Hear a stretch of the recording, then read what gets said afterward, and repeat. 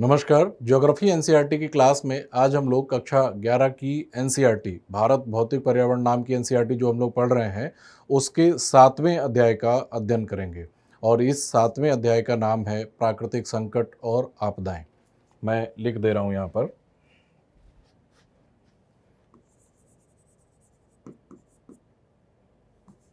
Class 11 chapter 7।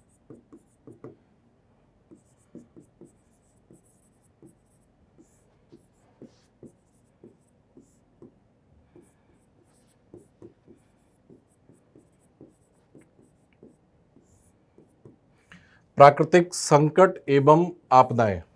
पहले हम लोग संक्षेप में प्राकृतिक संकट और आपदाओं को समझ लेते हैं। प्राकृतिक संकट का तात्पर्य होता है कि प्राकृतिक पर्यावरण में ऐसा परिवर्तन या प्राकृतिक पर्यावरण के तत्वों में ऐसा परिवर्तन जिसके मानव जीवन पर या मनुष्य की संपत्ति पर नकारात्मक प्रभाव पड़ने की संभावना हो। दूसरे शब्दों में कहें तो प्राकृतिक पर्यावरण में ऐसे परिवर्तन या प्राकृतिक पर्यावरण के ऐसे तत्व जो जान माल को नकारात्मक रूप से प्रभावित करने की संभावना रखते हों, उनको प्राकृतिक संकट के अंतर्गत रखा जा सकता है।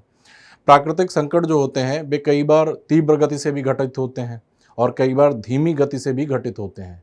और कई बार प्राकृतिक संकट ऐसे होते हैं जो स्थायी होते हैं, परमानेंट होते हैं। जैसे मान लीजिए भारत के थार मरुस्थल के क्षेत्र में आप जब जाएंगे तो वहाँ पर जल की कमी है, उपजाऊ मृदा की कमी है, वहाँ पर वनस्पतियों का अभाव है, वहाँ पर लोगों के रहन सहन के लिए आदर्श दशाएं नहीं हैं, तो इसे एक प्राकृतिक संकट माना जाएगा। और ये एक प्राकृतिक संकट जो है वह स्थायी संकट है। इसके विपरीत जो आपदाएं होती हैं, जो डिजास्टर्स होते हैं, वे तीव्र गति से घटित होते हैं और उनमें केवल संभावना नहीं होती है जान माल को नकारात्मक रूप से नुकसान करने की या नकारात्मक रूप से प्रभावित करने की, बल्कि आपदाओं के चलते बड़े पैमाने पर जान माल का नुकसान होता है। जहां प्राकृतिक संकट संभावना रखते हैं, वहीं आपदाओं में जान माल का वास्तविक नुकसान होता है। ये अंतर है प्राकृतिक संकट में और आपदाओं में। और एक संकट मैंने जैसा कि पहले बताया है कि आपदाओं की जो घटने की जो दर होती है, गति होती है, वह प्राकृतिक संकट की तुलना में अधिक तीव्र होती है। प्राकृतिक आपदाएं कई प्रकार की हो सकती हैं और कई कारणों से घटित हो सकती हैं। प्रारंभ में यह माना जाता था कि जो आपदाएं हैं वे केवल प्राकृतिक कारणों के चलते ही घटित होती हैं, लेकिन वस्तुस्थिति ऐसी नहीं है। वास्तविकता ये है कि कुछ आपदाएं ऐसी भी हैं जो मानवीय क्रियाकलापों के परिणाम स्वरूप घटित होती हैं और कुछ आपदाएं ऐसी हैं जो प्राकृतिक कारणों के चलते घटित होती हैं, लेकिन मानवीय क्रियाकलापों के चलते उनकी आवृत्ति में, उनके परिमाण में बढ़ोतरी हो जाती है। तो यहाँ तक तो सामान्य सा परिचय था आपदा और प्राकृतिक संकट के बारे में। अब हम लोग एक एक स्लाइड पर इन सब चीज़ों के बारे में अध्ययन करेंगे। सबसे पहला, आपदा क्या है? आपदा को परिभाषित करने की कोशिश की गई यहाँ पर। आपदा प्रायः एक अनअपेक्षित घटना होती है जो ऐसी ताकतों द्वारा घटित होती है जो मानव के नियंत्रण में नहीं है। जैसे भूकंप है तो वह मानव के नियंत्रण में नहीं है। मनुष्य उस भूकंप के आने को रोक नहीं सकता, यद्यपि उस आपदा का प्रबंधन किया जा सकता है। भूकंप से होने वाले नुकसान को कम करने के प्रयास किए जा सकते हैं, लेकिन भूकंप के आने को नहीं रोका जा सकता। ज्वालामुखी का जो विस्फोट होता है वह प्राकृतिक ताकतों के द्वारा होता है, प्राकृतिक कारणों के द्वारा होता है। तो ज्वालामुखी के चलते नुकसान जो हो रहा है उसके प्रबंधन के प्रयास किए जा सकते हैं, उसके प्रभावों को कम से कम करने के प्रयास किए जा सकते हैं, लेकिन ज्वालामुखी उद्गार को रोका नहीं जा सकता है। यही बात समझाने की कोशिश की गई है। ये थोड़े समय में और बिना चेतावनी के घटित होती है, जिसकी वजह से मानव जीवन के क्रियाकलाप अवरुद्ध होते हैं तथा बड़े पैमाने पर जान माल का नुकसान होता है। अतः इससे निपटने के लिए हमें सामान्य दी जाने वाली वैधानिक आपातकालीन सेवाओं की अपेक्षा अधिक प्रयत्न करने पड़ते हैं। तो यहाँ तक हम लोगों ने पढ़ के ये समझ लिया कि जो आपदाएं होती हैं वे मुख्यतः ऐसी शक्तियों के द्वारा घटित होती हैं जो मनुष्य के नियंत्रण में नहीं होती हैं। यद्यपि कुछ ऐसी आपदाएं भी होती हैं जो मनुष्य के क्रियाकलापों के परिणाम स्वरूप उत्पन्न होती हैं। जैसे मनुष्य के क्रियाकलापों के परिणाम स्वरूप यदि किसी क्षेत्र में भूस्खलन की घटना होती है, लैंडस्लाइड होती है, तो इसे मानवीय कारणों के परिणाम स्वरूप घटित होने वाली भूस्खलन की घटना कहा जाएगा। इसके अलावा युद्ध हो गया, वह भी तो एक आपदा है। तो युद्ध पूरी तरह से एक मानव निर्मित आपदा है।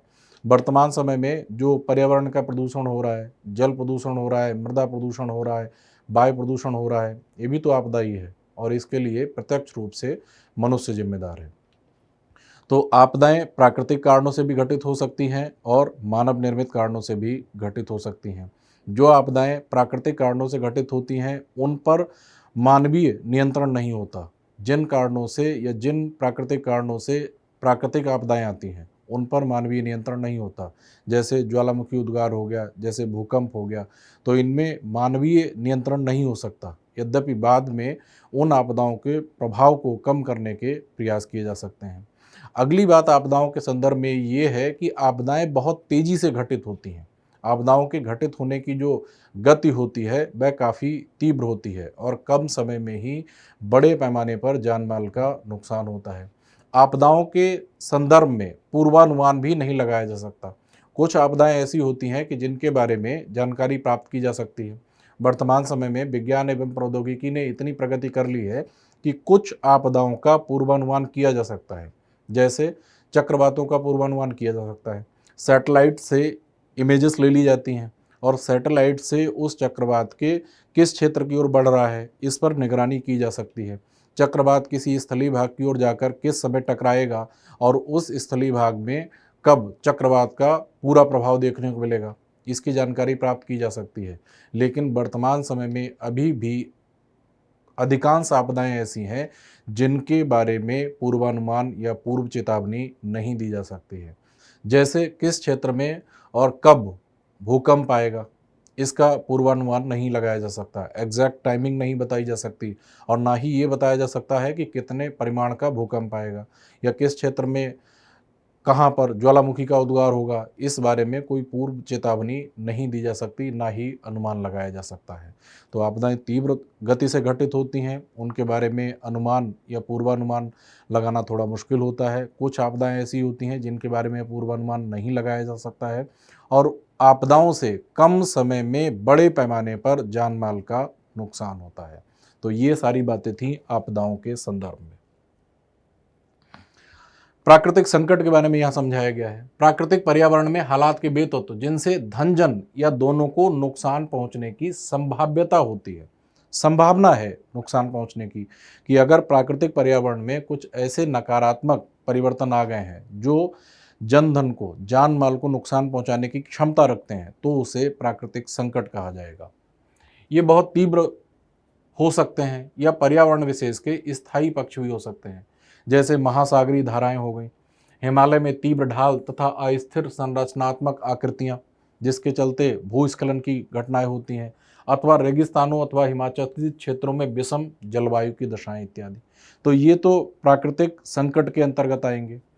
प्राकृतिक संकट की तुलना में प्राकृतिक आपदाएं अपेक्षाकृत तीव्रता से घटित होती हैं तथा बड़े पैमाने पर जन धन की हानि तथा सामाजिक तंत्र एवं जीवन को छिन्न भिन्न कर देती हैं तथा उन पर लोगों का बहुत कम या कुछ भी नियंत्रण नहीं होता है। जैसे भूकंप आ गया, अब भूकंप पे क्या नियंत्रण होगा? कोई नियंत्रण नहीं हो सकता। ज्वालामुखी उद्गार किसी क्षेत्र में हुआ तो उस पर मनुष्य का क्या नियंत्रण हो सकता है? मनुष्य उस ज्वालामुखी उद्गार को नहीं रोक सकता है। प्राकृतिक आपदाओं का वर्गीकरण। प्राकृतिक आपदाओं को कितने वर्गों में रखा जा सकता है? प्राकृतिक आपदाओं को मुख्य रूप से 4 वर्गों में रखा जा सकता है। वायुमंडलीय प्राकृतिक आपदाएं, भौमिक या स्थलीय प्राकृतिक आपदाएं, जो वायुमंडलीय क्षेत्र में जो परिवर्तन होते हैं या वायुमंडलीय क्षेत्र में जो आपदाएं प्रेरित होती हैं वे वायुमंडलीय वर्ग के अंतर्गत हैं। स्थलीय क्षेत्र में जो आपदाएं आती हैं वे भौमिक या स्थलीय आपदाओं के अंतर्गत रखी जाती हैं। जलीय क्षेत्र में जो आपदाएं आती हैं या जलीय क्षेत्र से जो आपदाएं प्रेरित होती हैं उनको जलीय वर्ग के अंतर्गत। और चौथा वर्ग है जैविक आपदाएं। वायुमंडलीय आपदाओं में क्या क्या हो सकता है? बर्फानी तूफान आना, तड़ित झंझा या टॉर्नेडो। तड़ित का मतलब होता है बिजली।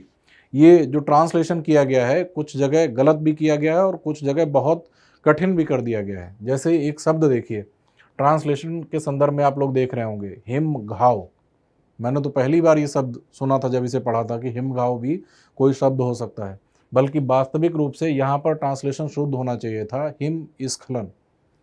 मैंने इंग्लिश वाली एनसीईआरटी से ये वाली जो टेबल थी उसको ले लिया है, जिससे कि अगर ट्रांसलेशन के चलते कोई शब्द समझ में ना आ रहा हो तो उसे यहाँ से देख के समझा जा सके। एबेलांसेस, एबेलांसेस का मतलब होता है किसी क्षेत्र में हिमस्खलन अगर हो रहा है, बड़ी हिमराशि है कोई और उसका गुरुत्वाकर्षण के चलते बहुत तेजी से प्रवाह होता है, तब उसे कहा जाता है एबेलांसेस या हिमस्खलन। अब उसके लिए ट्रांसलेट करके रखा है हिमघाव। बिजली, उसके लिए ट्रांसलेट करके रखा है तड़ित। कई बार बिजली गिरने की आपदा आती है, वह भी एक प्राकृतिक आपदा है, तो उसी बिजली गिरने की आपदा को यहाँ पर तड़ित लिखा गया है। और इंग्लिश वर्ड है इसके लिए लाइटनिंग। टॉर्नेडो, उष्णकटिबंधीय चक्रवात, सूखा, कर्कापात। कर्कापात का मतलब होता है ओलावृष्टि। अब कर्कापात कितना अच्छा शब्द रखा है ढूंढ के कि किसी के समझ में ही ना आ पाए। हेलस्टॉर्म, हेलस्टॉर्म का मतलब होता है किसी क्षेत्र में जब बहुत अधिक ओलावृष्टि होती है तब उसको कहा जाता है हेलस्टॉर्म। और यहीं पर ही नहीं, मैं आप लोगों को बीच बीच में संकेत भी देता चलता हूँ कि जहाँ कहीं पर भी अगर कोई हिंदी शब्द आपके समझ में नहीं आ रहा हो, कहीं पर कोई कन्फ्यूजन लग रहा हो, तो आप लोगों को इंग्लिश वाली एनसीईआरटी में एक बार उसको क्रॉस चेक कर लेना चाहिए। कर्कापात या फिर ओलावृष्टि, पाला, लू, शीतलहर इत्यादि ये ऐसी आपदाएं हैं जो वायुमंडलीय क्षेत्र में घटित होती हैं या वायुमंडलीय क्षेत्र से प्रेरित होती हैं। भौमिक या स्थलीय, भूकंप, ज्वालामुखी, भूस्खलन, हिमघाव की जगह आप लोग हिमस्खलन इसे समझिएगा। मैं यहां पर लिख दे रहा हूं।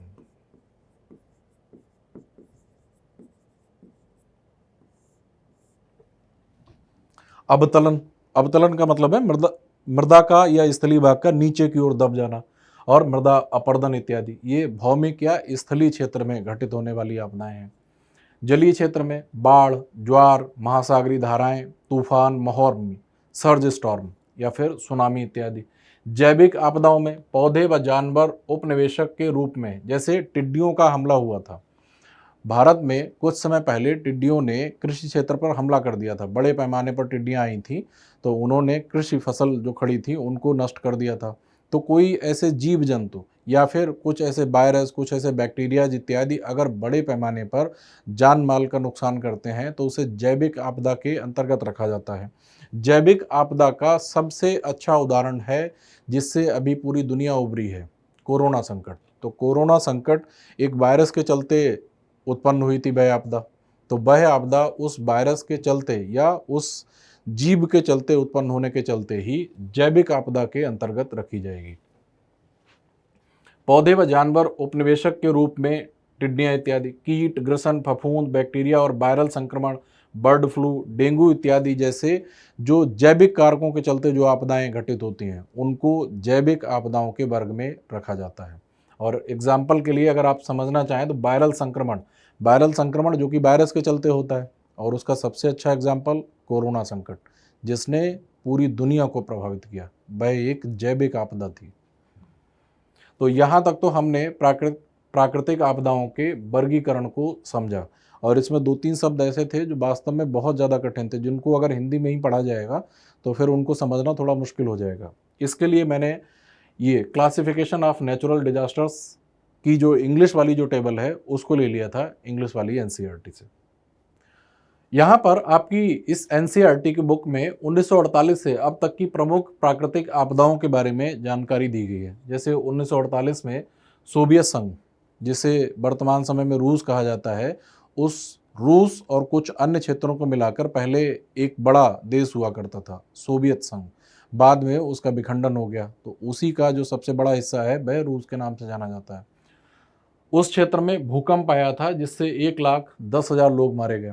चीन में बाढ़ आई थी 1949, 54 में बाढ़ आई थी। पूर्वी पाकिस्तान, अब बांग्लादेश में उष्णकटिबंधीय चक्रवात आया था। ईरान, पेरू, पूर्वी पाकिस्तान, फिर 1971 के उष्णकटिबंधीय चक्रवात की जानकारी दी गई, 30,000 लोग मारे गए। फिर चीन के भूकंप, ईरान के भूकंप, इंडोनेशिया, श्रीलंका, भारत आदि सुनामी आई थी। 26 दिसंबर 2004 को इंडोनेशिया के सुमात्रा द्वीप के निकट बहुत ही उच्च परिमाण का 9.2 मैग्नीट्यूड का एक भूकंप आया था जलीय क्षेत्र में। उससे सुनामी सृजित हुई और उस सुनामी ने इंडोनेशिया, भारत, श्रीलंका, म्यांमार और आसपास के जो साउथ ईस्ट एशिया के देश थे उनमें बड़े पैमाने पर तबाही मचाई थी। और उस सुनामी से इन सभी देशों में 3 लाख से अधिक लोग मारे गए थे। पाकिस्तान और भारत में भूकंप आया था जिससे 70,000 लोग मारे गए 2005 में। यहाँ पर जो डेटा दिया गया है वह 5 लाख के आसपास दिया गया है और कुछ जगह डेटा मिलता है 3 लाख के आसपास। विकिपीडिया जानकारी देता है कि 2.25 लाख के आसपास मारे गए। इसका मतलब ये है कि सुनामी के चलते लगभग 3 लाख लोगों की मृत्यु हुई। अगर आप लोगों को कहीं ऐसा लिखना पड़ जाए तो लगभग 3 लाख लिख के आप आगे बढ़ सकते हैं। 2011 में जापान में भी फिर से सुनामी आ गई थी और उससे 15,842 या लगभग 20,000 के आसपास लोग मारे गए थे। और 2011 में जापान में जो सुनामी आई थी उससे एक फुकुशिमा रिएक्टर प्रभावित हुआ था और उस रिएक्टर से नाभिकीय विकिरण लीक हो गया और उस विकिरण के एक्सपोजर में आने से बहुत सारे लोग प्रभावित हुए थे, कई डेथ्स भी हुई थी। तो यहाँ पर ये जो जानकारी दी गई है इस टेबल में, ये पूरे विश्व में जो बड़ी बड़ी आपदाएं आई हैं, बड़ी बड़ी जो घटनाएं हुई हैं, उनके बारे में जानकारी दी गई है। अब हम लोग भारत में प्राकृतिक आपदाओं का अध्ययन करेंगे और प्राकृतिक आपदाओं के अंतर्गत हम लोग भूकंप, बाढ़, सूखा, सुनामी, भूस्खलन इत्यादि का अध्ययन करेंगे। यहाँ पर हम लोग आगे की चीज़ों का अध्ययन करना शुरू करें उससे पहले मैं बता देना चाहता हूँ कि यहाँ पर हम लोग इन सभी आपदाओं के जो प्रभाव होंगे, कारण होंगे या इन आपदाओं के प्रबंधन के लिए क्या क्या उपाय हो सकते हैं, इन सब चीज़ों का अध्ययन करेंगे। इनके तकनीकी पक्षों का अध्ययन हम लोग बाद में करेंगे और जब हम लोग भौतिक भूगोल के मूल सिद्धांत नाम की एनसीईआरटी पढ़ेंगे तब हम लोगों को इन सब चीज़ों के तकनीकी पक्षों का अध्ययन करने को मिलेगा। जैसे भूकंप का फोकस कहाँ होता है, एपिसेंटर कहाँ होता है, भूकंप के दौरान कितने प्रकार की तरंगें निकलती हैं, उन तरंगों की क्या विशेषताएं होती हैं, इन सब चीज़ों का अध्ययन हम लोग भौतिक भूगोल की मूल सिद्धांत नाम की एनसीईआरटी को पढ़ते हुए करेंगे। यहाँ पर इस आपदा के कारण उसके क्या क्या प्रभाव हो सकते हैं और उस आपदा के प्रबंधन के क्या क्या उपाय हो सकते हैं, इन सब चीज़ों का ही अध्ययन करेंगे। तो यहाँ पर इनको हम केवल एक आपदा के रूप में अभी पढ़ेंगे। भूकंप, भूकंप का सामान्य सा अर्थ होता है कि पृथ्वी में कंपन होना।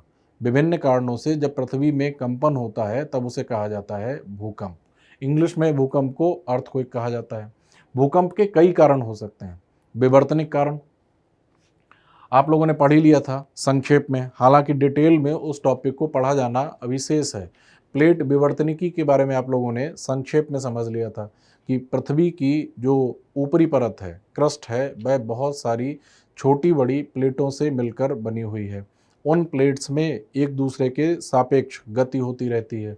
गति होने से उनके बीच में 3 प्रकार की सीमाएं निर्मित होती हैं, अभिसारी सीमा, अपसारी सीमा और रूपांतर सीमा। और उन सीमाओं के बीच में प्लेटों के संचलन के चलते उन सीमाओं के बीच में ऊर्जा के निर्मुक्त होने के चलते ही भूकंप आते हैं। तो एक तो कारण हो गया विवर्तनिक, जो कि प्लेट टेक्टोनिक्स या प्लेटों के संचलन से संबंधित है। दूसरा हो गया ज्वालामुखी विस्फोट।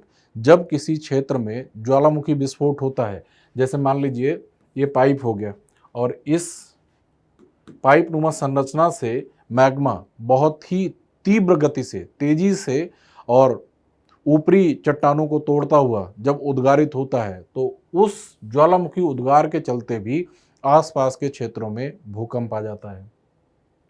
चट्टानों के गिरने के चलते किसी क्षेत्र में अगर बड़े पैमाने पर चट्टानों का नीचे की ओर प्रवाह हो रहा है, भूस्खलन हो रहा है या फिर मृदा का प्रवाह हो रहा है, तो उससे भी भूकंप आने की संभावना रहती है।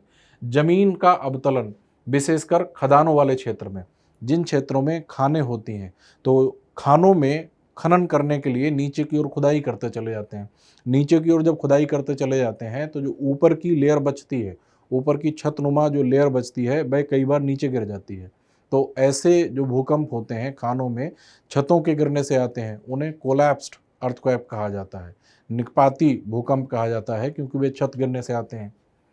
बांध व जलाशयों के कारण उत्पन्न, हम लोगों ने इसके बारे में भी चर्चा की थी कि जैसे मान लीजिए प्राकृतिक रूप से कोई नदी बह रही है इस तरफ हमने क्या किया, यहाँ पर एक बांध बनाया, बांध बना के और यहाँ पर एक बहुत बड़ा जलाशय बना लिया। अब उस जलाशय में हमने कृत्रिम रूप से एक बहुत बड़े क्षेत्र में जल भंडारित कर लिया। तो जब इस क्षेत्र में कृत्रिम रूप से जल भंडारित कर लिया जाता है तो उस जल के भार के चलते इस क्षेत्र के नीचे की और आसपास की चट्टानों पर दबाव पड़ता है, और इस क्षेत्र की चट्टानों पर पड़ने वाले उस दबाव के चलते उस बांध के आसपास या जलाशय के आसपास के क्षेत्र में भूकंप आते रहते हैं। तो बांध और जलाशयों के कारण भी भूकंप उत्पन्न होते हैं। तो ये सामान्य से कुछ कारण दिए गए थे भूकंप के। अब यहाँ पर एक चीज और समझनी है कि भारत को निम्नलिखित 5 भूकंपीय क्षेत्रों में बांटा जाता है। इस बात को समझ लीजिए, सन 2001 से पहले भारत को 5 भूकंपीय क्षेत्रों में बांटा जाता था। देखिए, आपकी एनसीईआरटी में भी यही जानकारी दी गई। भूकंप संभावित क्षेत्र और भूकंप के जो जोन दिए गए हैं वे 5 हैं, 1, 2, 3, 4, 5। पहला बहुत ही कम प्रायिकता वाला, दूसरा उससे अधिक, फिर तीसरा उससे अधिक, चौथा उससे अधिक, पांचवा जहां पर भूकंपीय घटनाओं की आवृत्ति भी अधिक होती है और जहां पर अधिक शक्तिशाली या अधिक परिमाण वाले भूकंप आते हैं। तो इस आधार पर भारत के पूरे भूभाग को 5 भूकंपीय क्षेत्रों में विभाजित किया जाता था। लेकिन ये सिनेरियो अब पुराना हो गया, ये जानकारी अब आउटडेटेड हो गई। अब भारत को 4 भूकंपीय क्षेत्रों में बांटा जाता है, और ये जो विभाजन किया गया है, ये जो नया वर्गीकरण आया है जिसमें भारत के भूकंपीय क्षेत्रों में भारत को 4 भूकंपीय क्षेत्रों में वर्गीकृत किया जाता है, ये सन 2001 के बाद हुआ है।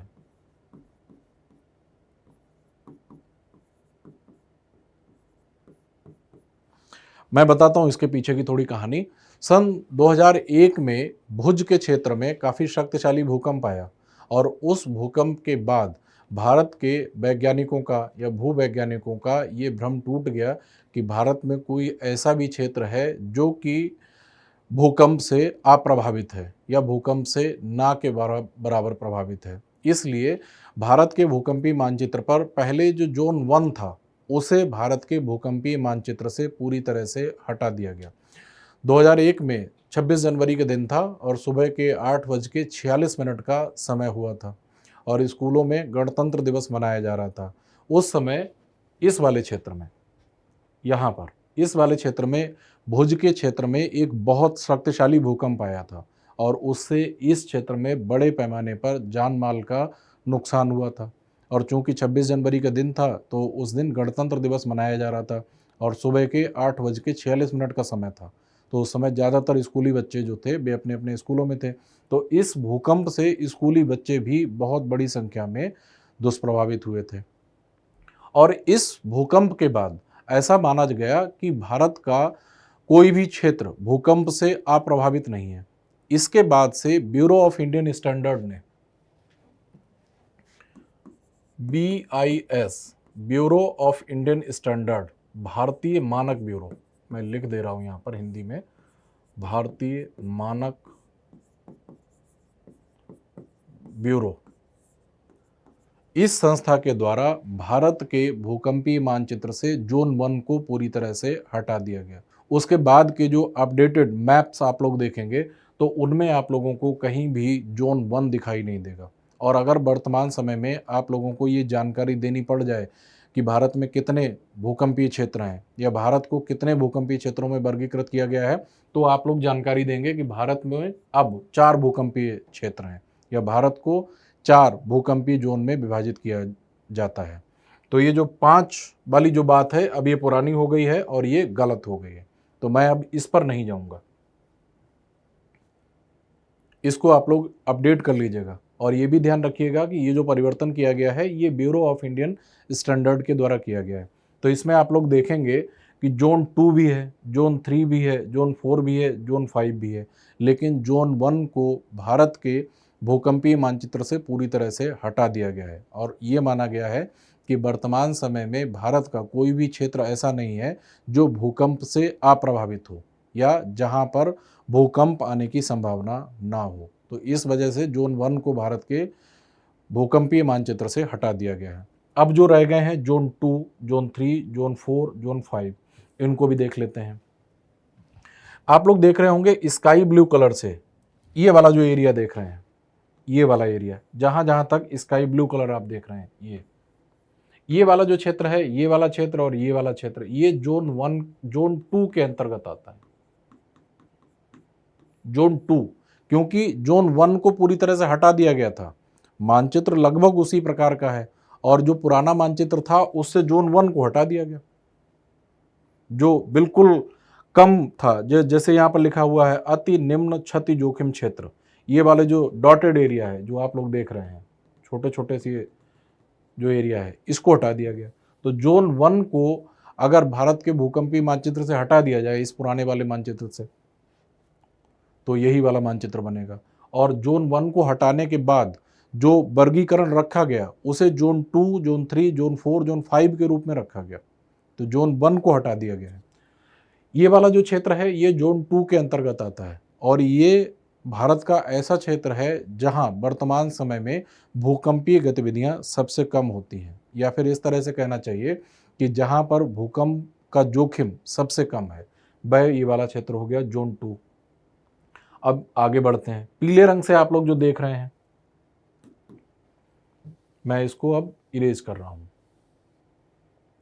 ये वाला सारा क्षेत्र जो आप लोग देख रहे हैं ये जोन 3 के अंतर्गत आता है, इस वाले संपूर्ण क्षेत्र में जहां जहां पीला रंग आप लोग देख रहे हैं। तो जोन 3 का मतलब हो गया कि इस वाले क्षेत्र में जोन 2 की तुलना में भूकंपीय जोखिम अधिक है, ये समझाना चाह रहा है। तो जहां जहां तक आप लोग पीला रंग देख रहे हैं वहां वहां तक जोन 3 हो गया। इसके बाद जो डार्क सैफ्रॉन कलर देख रहे हैं वह जोन 4 के अंतर्गत आता है। तो आप लोग देखेंगे कि हिमालय के क्षेत्र में, इस वाले क्षेत्र में जहां जहां तक ये डार्क सैफ्रॉन कलर आपको दिख रहा है, थोड़ा सा क्षेत्र यहाँ पर है, थोड़ा सा राजस्थान गुजरात का ये वाला क्षेत्र है, थोड़ा सा ये वाला क्षेत्र है, ये वाले जो क्षेत्र हैं ये जोन 4 के अंतर्गत आते हैं।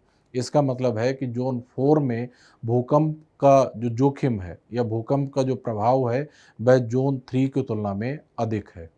और अगला है जोन 5, और जोन 5 के जो क्षेत्र हैं भारत में वे भूकंप से सर्वाधिक प्रभावित क्षेत्र हैं और ऐसे क्षेत्रों में भूकंप का जो जोखिम सबसे ज़्यादा है और ऐसे क्षेत्रों में भूकंप की आवृत्ति भी सबसे ज़्यादा है और भूकंप का परिमाण भी सबसे ज़्यादा होता है, सबसे ज़्यादा मैग्नीट्यूड के भूकंप आते हैं। ये हिमालय के क्षेत्र में आप लोग देखेंगे कि जो उत्तर पूर्वी राज्य हैं वे सब के सब जोन 5 के अंतर्गत आते हैं, सबसे ज़्यादा जोखिम वाले क्षेत्र में आते हैं। बिहार का उत्तरी भाग, इसके अलावा उत्तराखंड का क्षेत्र, हिमाचल प्रदेश, जम्मू कश्मीर का दक्षिणी भाग, इसके अलावा पंजाब का कुछ क्षेत्र ये भी आता है जोन 5 में। जम्मू कश्मीर घाटी के आसपास का क्षेत्र ये भी आता है जोन 5 में। आप लोग यहाँ देखेंगे ये कच्छ प्रायद्वीप का ये वाला भाग जो हो गया ये भी जोन 5 में आता है। तो ये जो सारे क्षेत्र हैं जिसे आप लोग डार्क रेड कलर से देख रहे हैं, ये वाले जो क्षेत्र हैं ये भूकंप से सर्वाधिक प्रभावित क्षेत्र हैं और इन क्षेत्रों में भूकंप का जोखिम सबसे ज़्यादा है। तो इस प्रकार से आप लोग समझेंगे कि अब जो नया जो मानचित्र है उसमें भारत के पूरे संपूर्ण भूभाग को 4 भूकंपीय क्षेत्रों में विभाजित किया गया है, जोन 2, 3, 4, 5। जहां जोन 2 जो है उसमें भूकंप का जोखिम सबसे कम है और जो जोन 5 के क्षेत्र हैं उनमें भूकंप का जोखिम सबसे ज़्यादा है। और भारत में जो भूकंपीय गतिविधियों की अधिकता है सबसे ज़्यादा या भूकंपीय सक्रियता वाले जो क्षेत्र हैं वे आप लोग देखेंगे तो इस हिमालय के पर्वतीय भूभाग में सबसे ज़्यादा भूकंपीय सक्रियता पाई जाती है। उसका कारण क्या है कि इंडियन प्लेट का जो टकराव है यूरेशियाई प्लेट से वह अभी भी हो रहा है। तो इस क्षेत्र में ये जो इंडियन प्लेट है यूरेशियन प्लेट से टकराई है और उसकी वजह से ही इस क्षेत्र में हिमालय पर्वत की उत्पत्ति हुई है। तो वह जो टकराहट है वह वर्तमान समय में भी जारी है क्योंकि इंडियन प्लेट इस दिशा में अभी भी गति कर रही है। तो इस वजह से ये जो हिमालय का क्षेत्र है ये विवर्तनिक दृष्टि से सक्रिय है और इस क्षेत्र में वर्तमान समय में सबसे अधिक भूकंपीय सक्रियता पाई जाती है।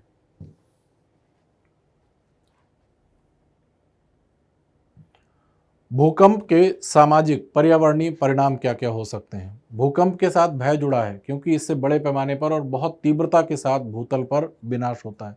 और वह भी बिना चेतावनी के। वर्तमान समय में भी ऐसा कोई सिस्टम डेवलप नहीं हुआ है, ऐसी प्रौद्योगिकी विकसित नहीं हुई है जिससे ये पता लगाया जा सके कि किस क्षेत्र में कब और कितने परिमाण का भूकंप आएगा। तो जो भूकंपीय घटनाएं होती हैं वे अप्रत्याशित होती हैं। अधिक जनसंख्या घनत्व वाले क्षेत्रों में ये आपदा कहर बरसाती है। ये न सिर्फ बस्तियों, बुनियादी ढांचे, परिवहन व संचार व्यवस्था, उद्योग और अन्य विकासशील क्रियाओं को ध्वस्त करता है, अपितु लोगों के पीढ़ियों से संचित पदार्थ और सामाजिक सांस्कृतिक विरासत भी नष्ट कर देता है। ये लोगों को बेघर कर देता है और इससे विकासशील देशों की कमजोर अर्थव्यवस्था पर गहरी चोट पहुंचती है।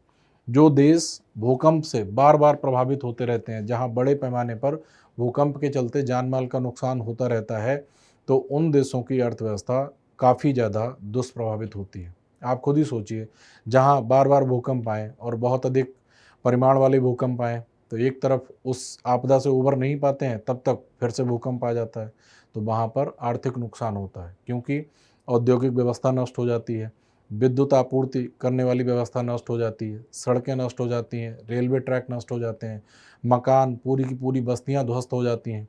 आप लोग कभी गूगल पर इमेजेस को सर्च करके देखिएगा, कच्छ का भूकंप जो भुज के क्षेत्र में आया था उसे सर्च करके देखिएगा। स्कूल्स की बिल्डिंग, इंडस्ट्रियल सेटअप जितने होते हैं वो सारे के सारे ध्वस्त हो जाते हैं, तो इससे अर्थव्यवस्था को गंभीर क्षति होती है। इसके और भी प्रभाव आप लोगों को यहाँ टेबल पे मिल जाएंगे। भूकंप के प्रभाव के लिए एक ये टेबल भी दी गई है, इसमें आप लोग देख सकते हैं कि भूतल पर क्या प्रभाव पड़ता है। दरारें पड़ जाती हैं, बस्तियां उजड़ जाती हैं, भूस्खलन होता है, मृदा द्रवीकरण, भू दबाव और संभावित श्रृंखला प्रतिक्रिया। संभावित श्रृंखला प्रतिक्रिया का मतलब ये होता है कि एक आपदा के बाद दूसरी आपदा का शुरू हो जाना, दूसरी आपदा से तीसरी आपदा का शुरू हो जाना। जैसे भूतल पर भूकंप आने से भूस्खलन हुआ, भूस्खलन होने से नदी का मार्ग अवरुद्ध हो गया और नदी ने अपनी धारा बदल ली, मार्ग बदल लिया, और निचले क्षेत्रों में मार्ग बदलने से बाढ़ आ गई, तो बाढ़ से फिर जान माल का नुकसान हुआ। इस तरह से आपने समझा कि भूकंप से भूस्खलन हुआ, भूस्खलन से बाढ़ आ गई, तो एक के बाद दूसरी, दूसरी के बाद तीसरी, एक श्रृंखला के रूप में आपदाओं का शुरू हो जाना, तो संभावित श्रृंखला प्रतिक्रिया भी शुरू हो जाती है। मानवकृत ढांचों पर क्या प्रभाव पड़ता है। दरारें पड़ जाती हैं, खिसकना, उलटना, आकुंचन। आकुंचन के लिए इंग्लिश वर्ड है बकलिंग। बकलिंग का मतलब होता है बिल्डिंग्स का तिरछा हो जाना, बेंड हो जाना। आकुंचन। निपात का मतलब है गिर जाना, कोलैप्स कर जाना। और इसके बाद संभावित श्रृंखला प्रतिक्रिया। जल पर क्या क्या प्रभाव पड़ते हैं। लहरें उत्पन्न हो जाती हैं, जल गतिशील हो जाता है, तटीय क्षेत्रों की ओर गति करने लगता है और तटीय क्षेत्रों में सुनामी इत्यादि आ जाती है। दबाव, सुनामी और उसके बाद संभावित श्रृंखला प्रतिक्रिया। तो ये सारे भूकंप के प्रभाव हो सकते हैं।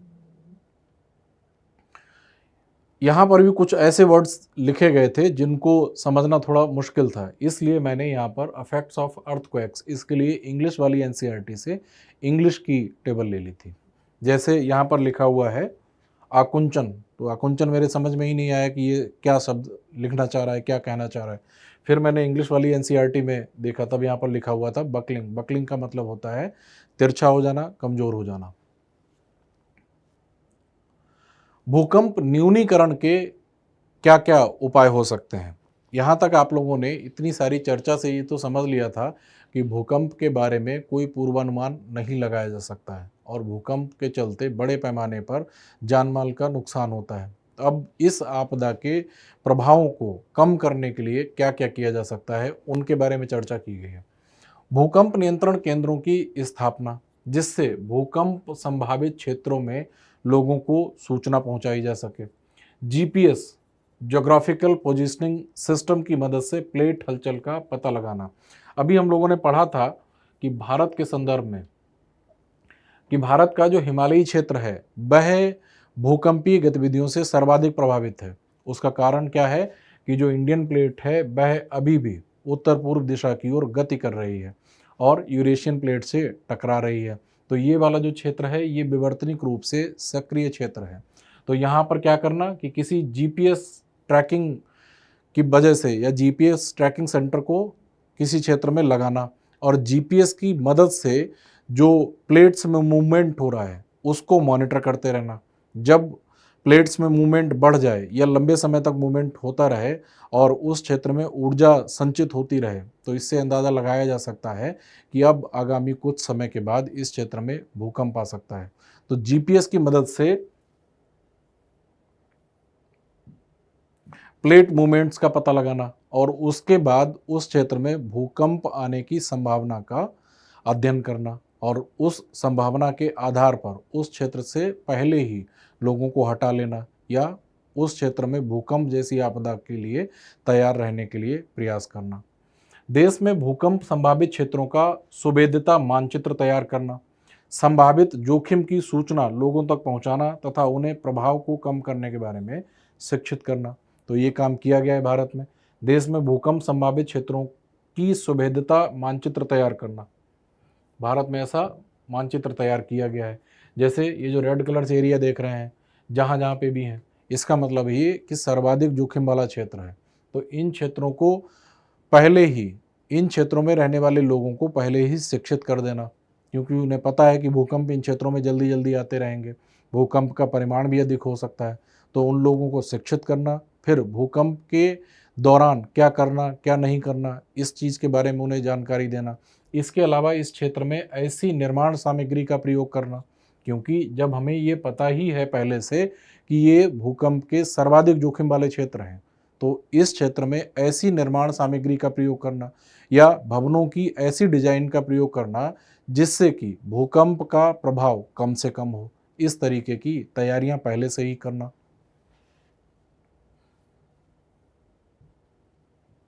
भूकंप प्रभावित क्षेत्रों में घरों के प्रकार और भवन डिजाइन में सुधार लाना और ऐसे क्षेत्रों में ऊंची इमारतें, बड़े औद्योगिक संस्थान और शहरीकरण को बढ़ावा ना देना, ये भी उपाय हो सकते हैं। अंततः भूकंप प्रभावित क्षेत्रों में भूकंप प्रतिरोधी इमारतें बनाना और सुभेद्य क्षेत्रों में हल्के निर्माण सामग्री का इस्तेमाल करना। जिन क्षेत्रों में भूकंप ज़्यादा आते हैं तो उन क्षेत्रों में हल्की निर्माण सामग्री प्रयोग की जाती है कि अगर भूकंप आ भी जाए, भू पृथ्वी में कंपन होने लगे और उससे मकान वगैरह गिरने की नौबत आ जाए, तो अगर हल्की निर्माण सामग्री प्रयोग की गई है तो उसके गिरने से नुकसान अधिक नहीं होगा। जिन क्षेत्रों में भूकंप अक्सर आते रहते हैं, जैसे जापान के क्षेत्र में, तो वहाँ पर लकड़ी के मकान आप लोगों को देखने को मिलेंगे। जापान के जो अत्यधिक सुभेद्यता वाले क्षेत्र हैं, जहाँ पर भूकंप अक्सर आते रहते हैं और जहाँ पर भूकंप अधिक परिमाण के आते हैं, तो वहाँ पर लकड़ी के बने हुए मकान आपको देखने को मिलेंगे। उसका कारण यही है कि उस हल्की सामग्री या उस लकड़ी जैसी सामग्री का प्रयोग करने के चलते भूकंप का जो प्रभाव होता है वह थोड़ा कम हो जाता है।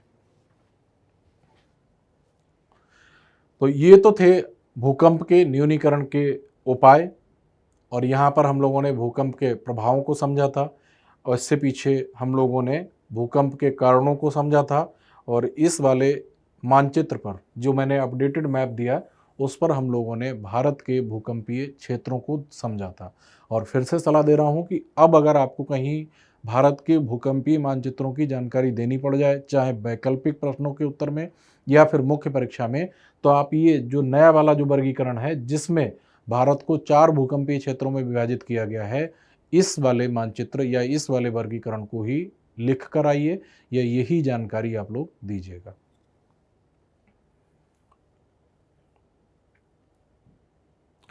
अगली जानकारी है सुनामी के बारे में। सुनामी जो शब्द है वह जापानी भाषा का शब्द है और ये 2 शब्दों से मिलकर बना हुआ है। एक हो गया सु और दूसरा हो गया नामी। सुनामी जो शब्द हो गया इसमें 2 शब्द शामिल हैं। एक हो गया सु। सु का मतलब होता है जापानी भाषा में बंदरगाह।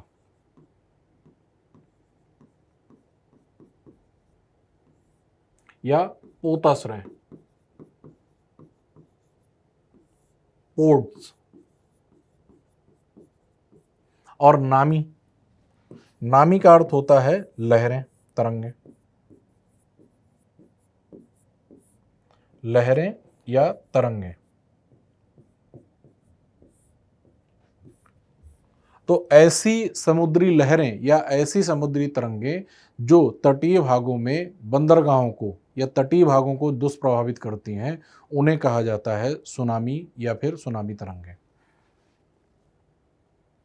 सुनामी का उद्भव किस वजह से होता है, इसे भी समझ लीजिएगा। सुनामी जो तरंगें होती हैं वे सागरीय क्षेत्र में या सागरीय जल क्षेत्र में उत्पन्न होती हैं। सागरीय जल क्षेत्र में भी भूकंप आते हैं, सागरीय क्षेत्रों में भी ज्वालामुखी के उद्गार होते हैं। तो सागरीय क्षेत्रों में ज्वालामुखी का उद्गार होने या सागरीय क्षेत्रों में अधिक परिमाण वाले भूकंप आने के चलते सागरीय क्षेत्रों में लहरें या तरंगें उत्पन्न हो जाती हैं, और वही तरंगें जब तटीय भागों में आकर तटीय भागों से टकराती हैं तो तटीय क्षेत्रों में बड़े पैमाने पर जान माल का नुकसान करती हैं। उन्हें ही कहा जाता है सुनामी तरंगें। भूकंप और ज्वालामुखी महासागरीय धरातल में अचानक हलचल पैदा कर देते हैं। ये लाइन गलत तरीके से लिखी है, इसे इस तरीके से लिखा होना चाहिए कि भूकंप और ज्वालामुखी महासागरीय धरातल में अचानक हलचल पैदा कर देते हैं।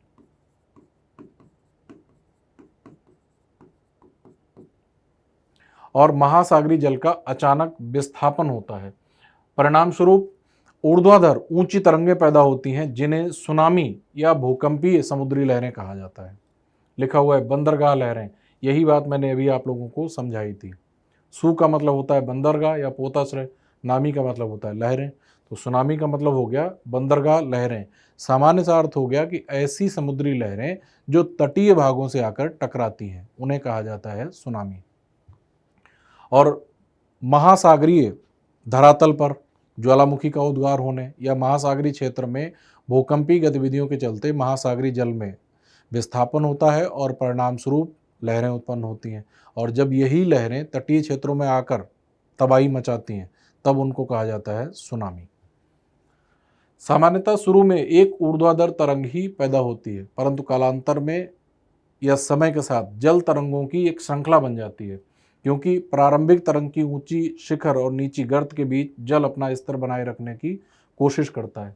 जैसे मान लीजिए ये कोई क्षेत्र हो गया, जलीय क्षेत्र, और इस वाले भाग में भूकंप आया या ज्वालामुखी का उद्गार हुआ, तो यहाँ से जो तरंगें होंगी, लहरें होंगी, वे इस तरीके से फैलेंगी और इस वाले तटीय क्षेत्र में इधर के तटीय क्षेत्र को हिट करेंगी जाके, और उन समुद्री तरंगों के तटीय क्षेत्रों से टकराने से तबाही होती है तटीय क्षेत्रों में। भारत में भी सुनामी के चलते बहुत बड़ी तबाही हुई थी। 26 दिसंबर 2004, मैं लिख दे रहा हूं, 26 दिसंबर 2004 का दिन था।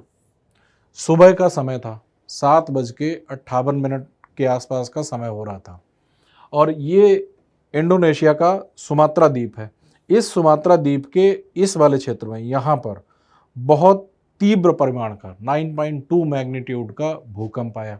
उस भूकंप आने के चलते यहाँ पर जो समुद्री जल है उसमें हलचल या फिर तरंगें उत्पन्न हुई, और यही तरंगें यहाँ से बाहर की ओर फैली। आप लोग देख ही रहे होंगे, इस प्रकार से ये तरंगें फैलती गईं। तो इन तरंगों के निकट के क्षेत्रों में तबाही बहुत ज़्यादा हुई, और ये तरंगें इतनी शक्तिशाली थीं कि इन तरंगों ने पूरे हिंद महासागर को अपनी चपेट में ले लिया था।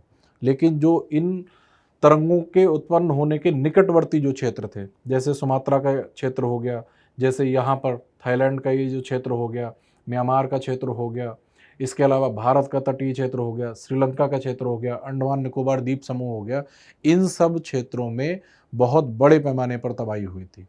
तो ये थी 26 दिसंबर 2004 की सुनामी, जिनसे भारत काफ़ी प्रभावित हुआ था। और इस सुनामी के चलते, जैसा कि मैंने पहले बताया, कहीं पर डेटा मिलता है 3 लाख से ज़्यादा लोगों की मौत हुई, कहीं पर जानकारी मिलती है 5 लाख से ज़्यादा लोगों की मौत हुई।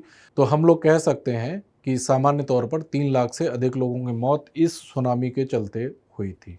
और इस सुनामी का उत्पन्न होने का कारण था सुमात्रा द्वीप के पश्चिमी भाग में बहुत तीव्र परिमाण का भूकंप आना, और इस भूकंप के चलते इस वाले क्षेत्र में तरंगें उत्पन्न हुई, और ये तरंगें बाहर की ओर जाके और तटीय भागों से टकराई थी।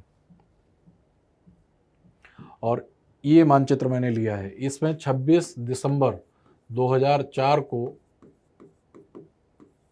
जो सुनामी आई थी उसके चलते भारत का कौन सा क्षेत्र सर्वाधिक प्रभावित हुआ था उसकी जानकारी दी गई।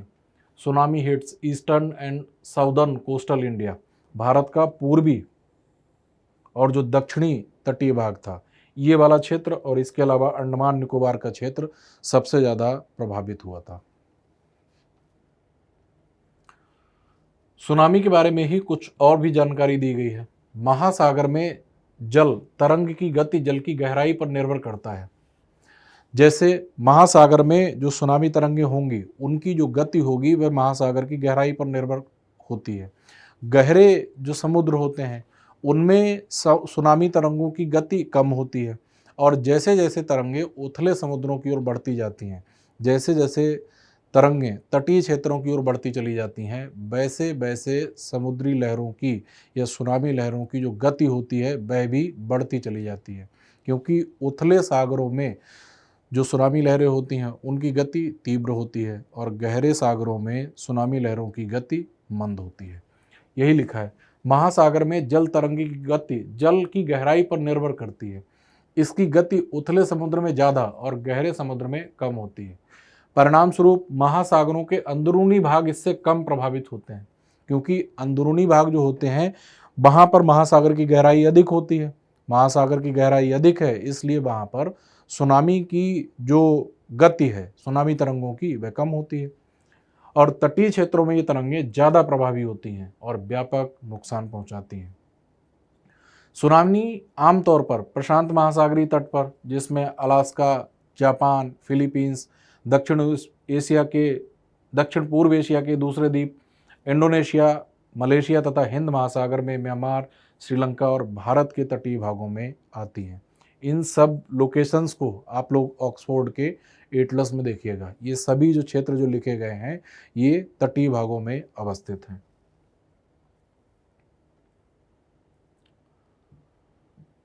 सुनामी के बाद अगली जानकारी है उष्णकटिबंधीय चक्रवात की। यहाँ पर मैं आप लोगों को बता दूं कि जो चक्रवात हैं उनके बारे में और उनके तकनीकी पक्षों के बारे में, जैसा कि मैंने पहले बताया कि चक्रवात किन क्षेत्रों में उद्गमित होते हैं, चक्रवात कितने प्रकार के होते हैं, चक्रवात के उत्पन्न होने के लिए परिस्थितियाँ क्या क्या होनी चाहिए, इन सब चीज़ों का अध्ययन भौतिक भूगोल के मूल सिद्धांत नाम की एनसीईआरटी में जो वायुमंडल से संबंधित जो चैप्टर्स दिए गए हैं उसमें पढ़ेंगे। लेकिन कुछ बातों को सामान्य रूप से यहाँ पर भी समझ लेते हैं। पहले ये समझ लेते हैं कि चक्रवात होता क्या है, उसके बाद हम लोग ये सारी बातें चक्रवात के बारे में पढ़ेंगे। जब केंद्र में निम्न दाब हो,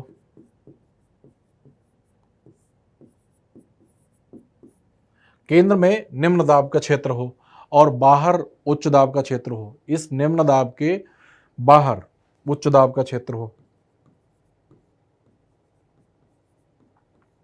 तो बाहर के उच्च दाब के क्षेत्र से केंद्र के निम्न दाब की ओर जब वृत्ताकार मार्ग पर परिसंचरण होता है तब इसे कहा जाता है चक्रवात। तो केंद्र में लो प्रेशर और उस लो प्रेशर के चारों ओर अगर वृत्ताकार मार्ग पर परिसंचरण हो रहा है पवनों का, तब उसे कहा जाएगा चक्रवात। यहीं पर एक चीज और समझ लीजिएगा जिससे चीजें थोड़ी और स्पष्ट हो जाएंगी, हालांकि ये सब कुछ आगे आएगा और ज्यादा डिटेल में। यदि केंद्र में उच्च दाब हो और इस उच्च दाब से बाहर की ओर निम्न दाब हो, तो केंद्र के इस उच्च दाब से बाहर के लिए पवनें इस प्रकार से वृत्ताकार मार्ग पर परिसंचरण करने लगेंगी, इसे कहा जाएगा प्रतिचक्रवात। बस एक चीज समझने वाली है कि चक्रवात और प्रतिचक्रवात दोनों में ही पवनों का जो परिसंचरण होता है वह वृत्ताकार मार्ग पर होता है। ध्यान देने वाली बात यह है कि प्रतिचक्रवात में केंद्र में उच्च दाब होता है और चक्रवात में केंद्र में निम्न दाब होता है, और चक्रवात और प्रतिचक्रवात की जो दिशाएं होती हैं दोनों गोलार्धों में वे अलग अलग होती हैं। जैसे मैं यहां पर लिख दे रहा हूं,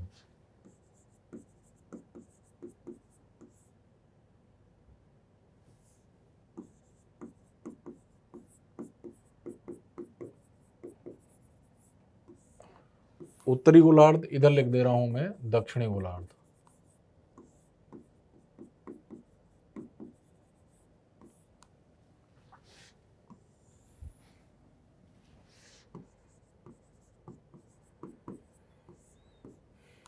चक्रवात में पवनों की दिशा उत्तरी गोलार्ध में एंटी क्लॉकवाइज होती है,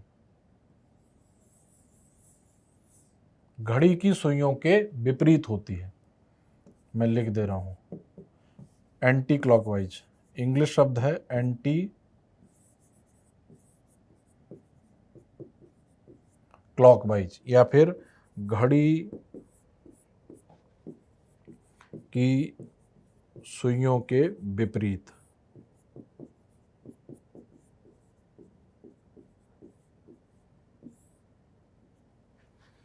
और दक्षिणी गोलार्ध में घड़ी की सुइयों के अनुरूप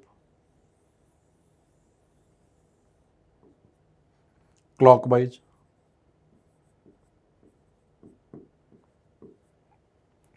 घड़ी की सुइयों के अनुरूप।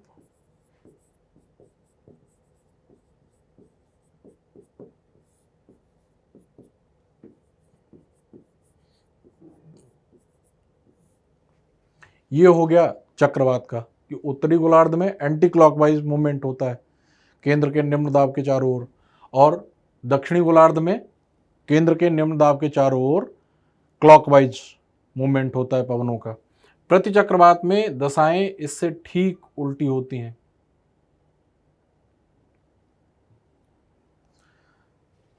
प्रति चक्रवात, अब हम लोग प्रति चक्रवात में दिशाओं को समझ लेते हैं। प्रति चक्रवात में स्थितियां बदल जाती हैं।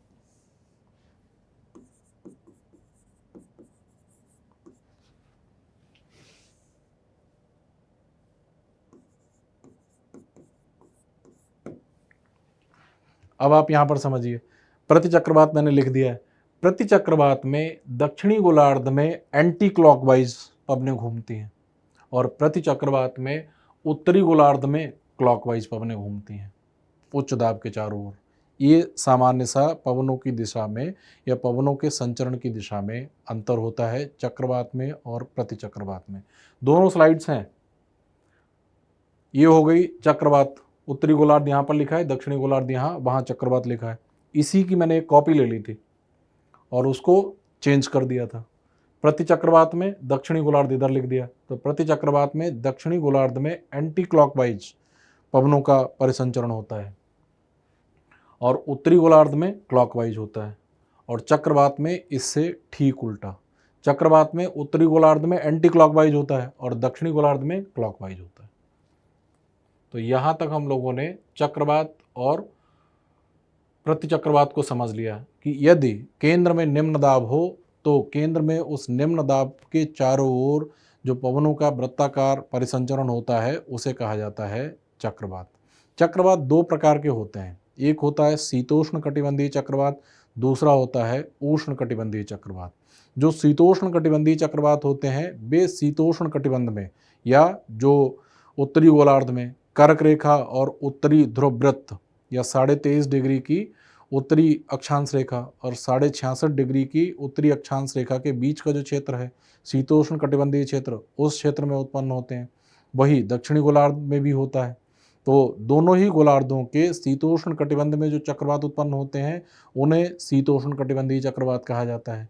और जो उष्ण कटिबंध में कर्क रेखा से लेकर और मकर रेखा के बीच का जो उष्ण कटिबंधीय क्षेत्र है, उस उष्ण कटिबंधीय क्षेत्र में जो चक्रवात उत्पन्न होते हैं उन्हें उष्ण कटिबंधीय चक्रवात कहा जाता है। दोनों ही प्रकार के चक्रवातों की उत्पत्ति की दशाएं अलग अलग होती हैं। इन सब चीज़ों के बारे में हम लोग आगे की जो एनसीईआरटी आने वाली है, भौतिक भूगोल के मूल सिद्धांत, उसमें ये सारी जानकारी पढ़ेंगे। अब हम लोग समझ लेते हैं कि उष्ण कटिबंधीय चक्रवात आपदा के रूप में भारत को किस प्रकार से प्रभावित करते हैं। उष्ण कटिबंधीय चक्रवात कम दबाव वाले उग्र मौसम तंत्र हैं और 30 डिग्री उत्तर तथा 30 डिग्री दक्षिण अक्षांशों के बीच पाए जाते हैं। तो यहाँ पर सामान्य रूप से लिख दिया गया है कि 30 डिग्री उत्तर और 30 डिग्री दक्षिणी अक्षांश जो है उसके बीच का जो क्षेत्र होता है वह उष्ण कटिबंध के अंतर्गत आता है। तो इन क्षेत्रों में जो चक्रवात उत्पन्न होते हैं उन्हें उष्ण कटिबंधीय चक्रवात कहा जाता है। मैं आप लोगों को एक इमेज दिखाता हूँ। ये इमेज देखिए, ये किसी उष्ण कटिबंधीय चक्रवात की एरियल व्यू है। किसी ऊंचाई वाले क्षेत्र से इमेज को कैप्चर किया गया है। इसमें आप लोग देखेंगे कि बाहर के क्षेत्र से जो पवनें हैं वे वृत्ताकार मार्ग पर केंद्र के निम्न दाब की ओर परिसंचरण कर रही हैं। तो ये हो गया उष्णकटिबंधीय चक्रवात, और पवनें बहुत तीव्र गति से वृत्ताकार मार्ग पर परिसंचरण करती हैं।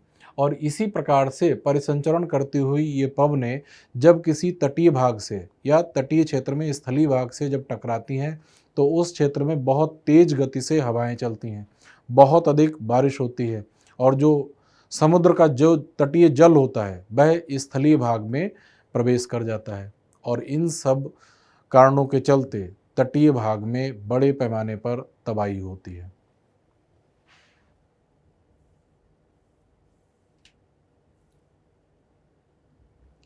आमतौर पर ये 500 से 1000 किलोमीटर क्षेत्र में फैला होता है, और इसकी ऊर्ध्वाधर जो ऊंचाई होती है वह 12 से 14 किलोमीटर हो सकती है, क्षोभ मंडल की सीमा के निकट तक। और इसका जो विस्तार हो सकता है वह 500 से लेकर 1000 किलोमीटर के क्षेत्र तक हो सकता है। उष्णकटिबंधीय चक्रवात या प्रभंजन एक ऊष्मा इंजन की तरह होते हैं, जिसे ऊर्जा की प्राप्ति समुद्री सतह से प्राप्त जलवाष्प की संघनन प्रक्रिया से छोड़ी गई गुप्त ऊष्मा से होती है।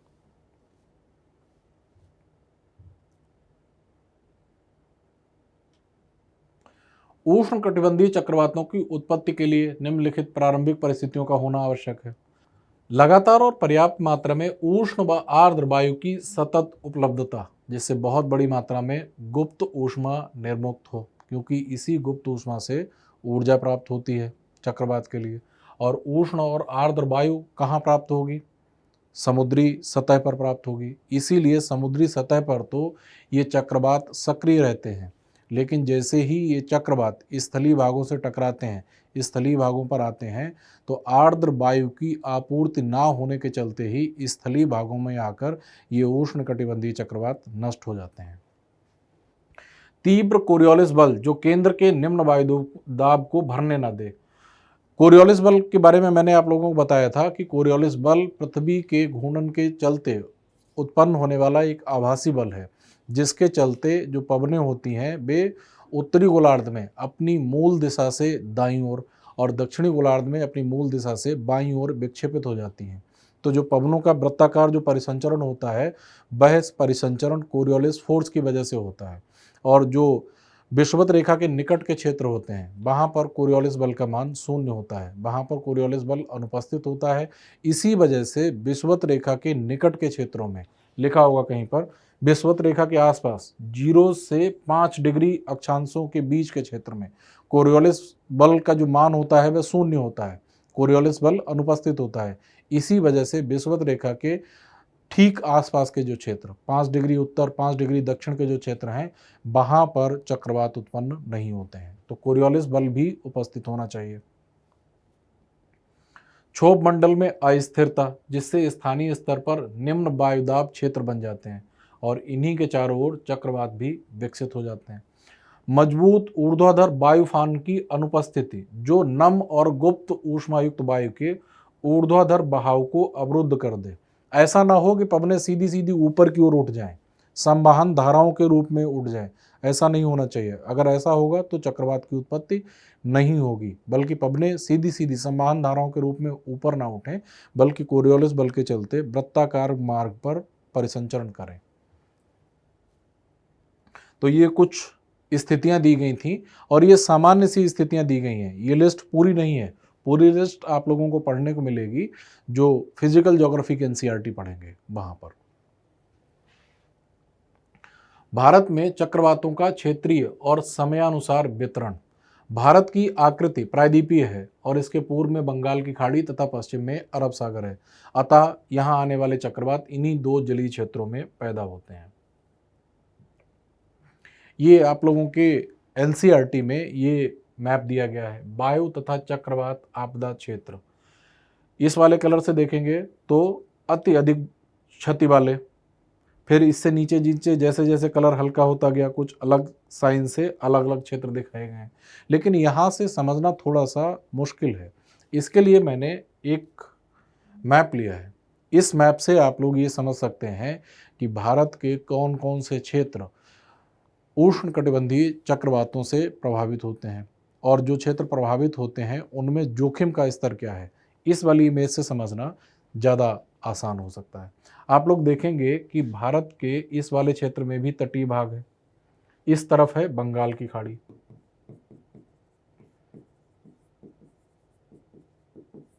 और इधर वाले क्षेत्र में जो जलीय क्षेत्र है उसे कहा जाता है अरब सागर का क्षेत्र।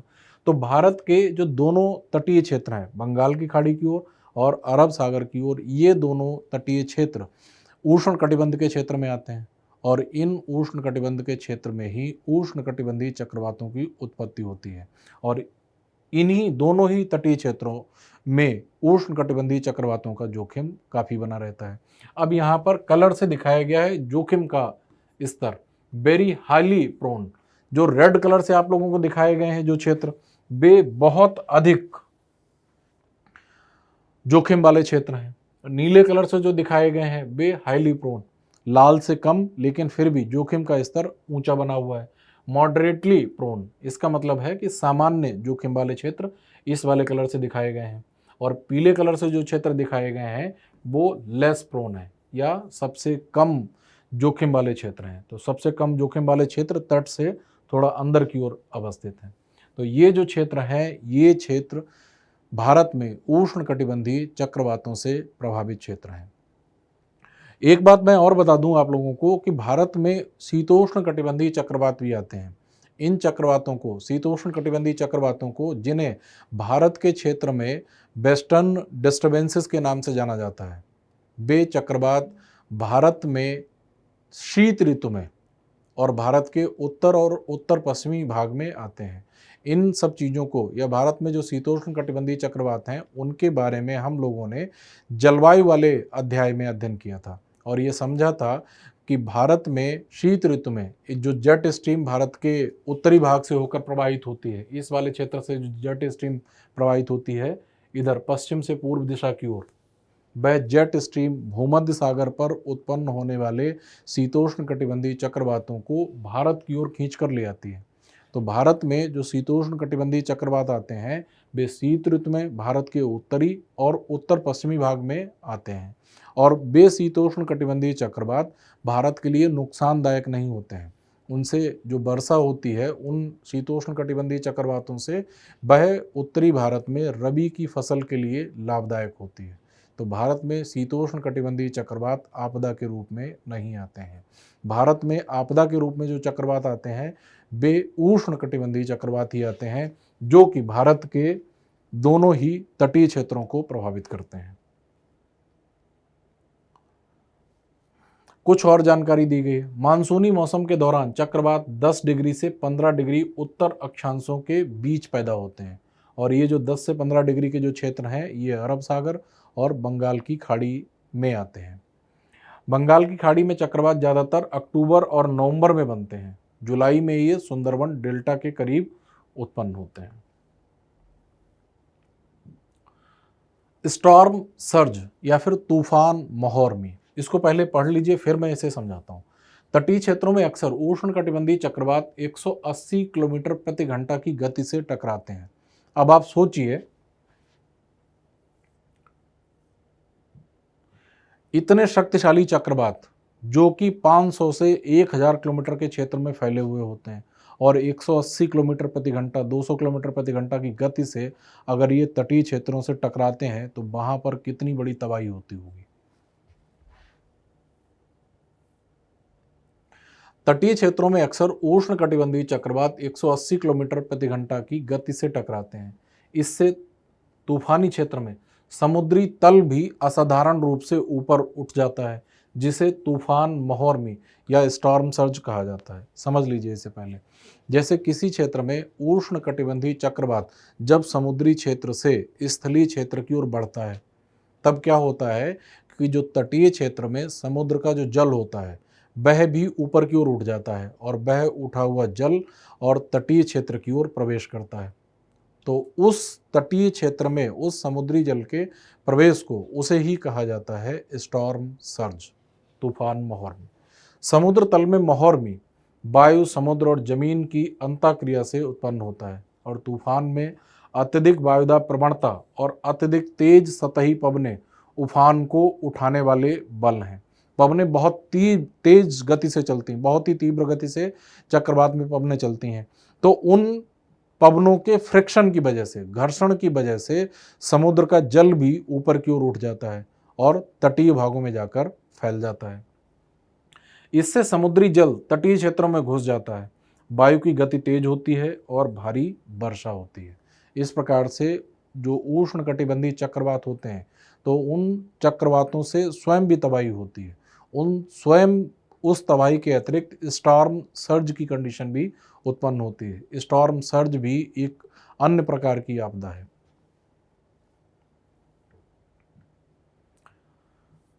अगली जो आपदा दी गई है भारत के संदर्भ में, वह दी गई है बाढ़ से संबंधित।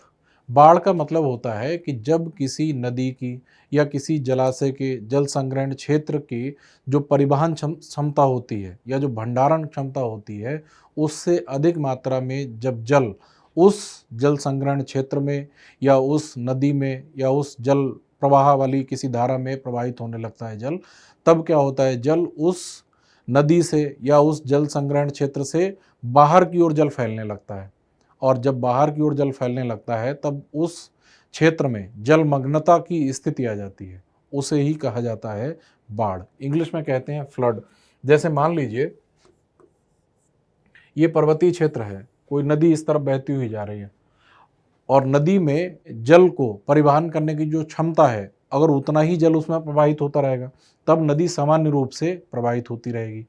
और जब कभी ऐसा होगा कि बहुत अधिक बारिश हो गई, बहुत अधिक वर्षा के अलावा अपने स्रोत के निकट जो हिमनद हैं वहाँ पर बर्फ़ पिघल गई, इन सब कारणों से क्या होता है कि नदी में जल की मात्रा बढ़ जाती है, जल का बहाव बढ़ जाता है। जब जल का बहाव बढ़ जाता है तब क्या होता है कि निचले भागों में नदी का जल नदी के तटों से बाहर की ओर निकलकर और इस तरफ फैलने लगता है।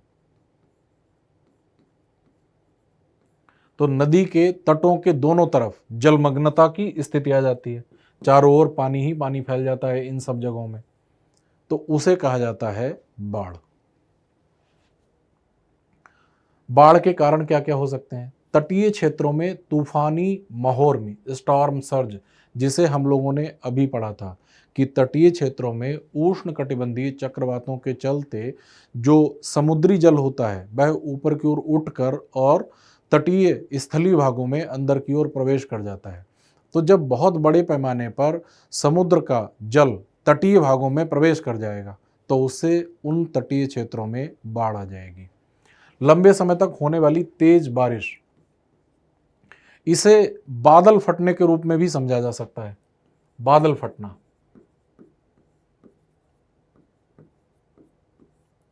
ऑब्लिक करके समझ लीजिए इसे। लंबे समय तक होने वाली तेज बारिश, सामान्य रूप से 3, 4, 5 दिन तक अगर लगातार किसी क्षेत्र में बारिश होती रही, उससे क्या होगा कि जो जल होगा उसका जो परिमाण होगा वह बढ़ जाएगा, वह नदी नालों से होकर प्रवाहित होगा और जो नदी नाले हैं उनकी परिवहन क्षमता से जब अधिक जल हो जाएगा तो उनके द्वारा बाढ़ आ जाएगी। बादल फटने से भी बाढ़ आती है। बादल फटना भी तेज बारिश से ही संबंधित है, लेकिन जो बादल फटने की घटना होती है वह लंबे समय में नहीं होती है, वह कम समय में होती है। सामान्य रूप से जब किसी छोटे क्षेत्र में और कम समयावधि में और बहुत अधिक वर्षा होती है तब उसे कहा जाता है क्लाउड बर्स्ट और हिंदी में कहा जाता है बादल फटना।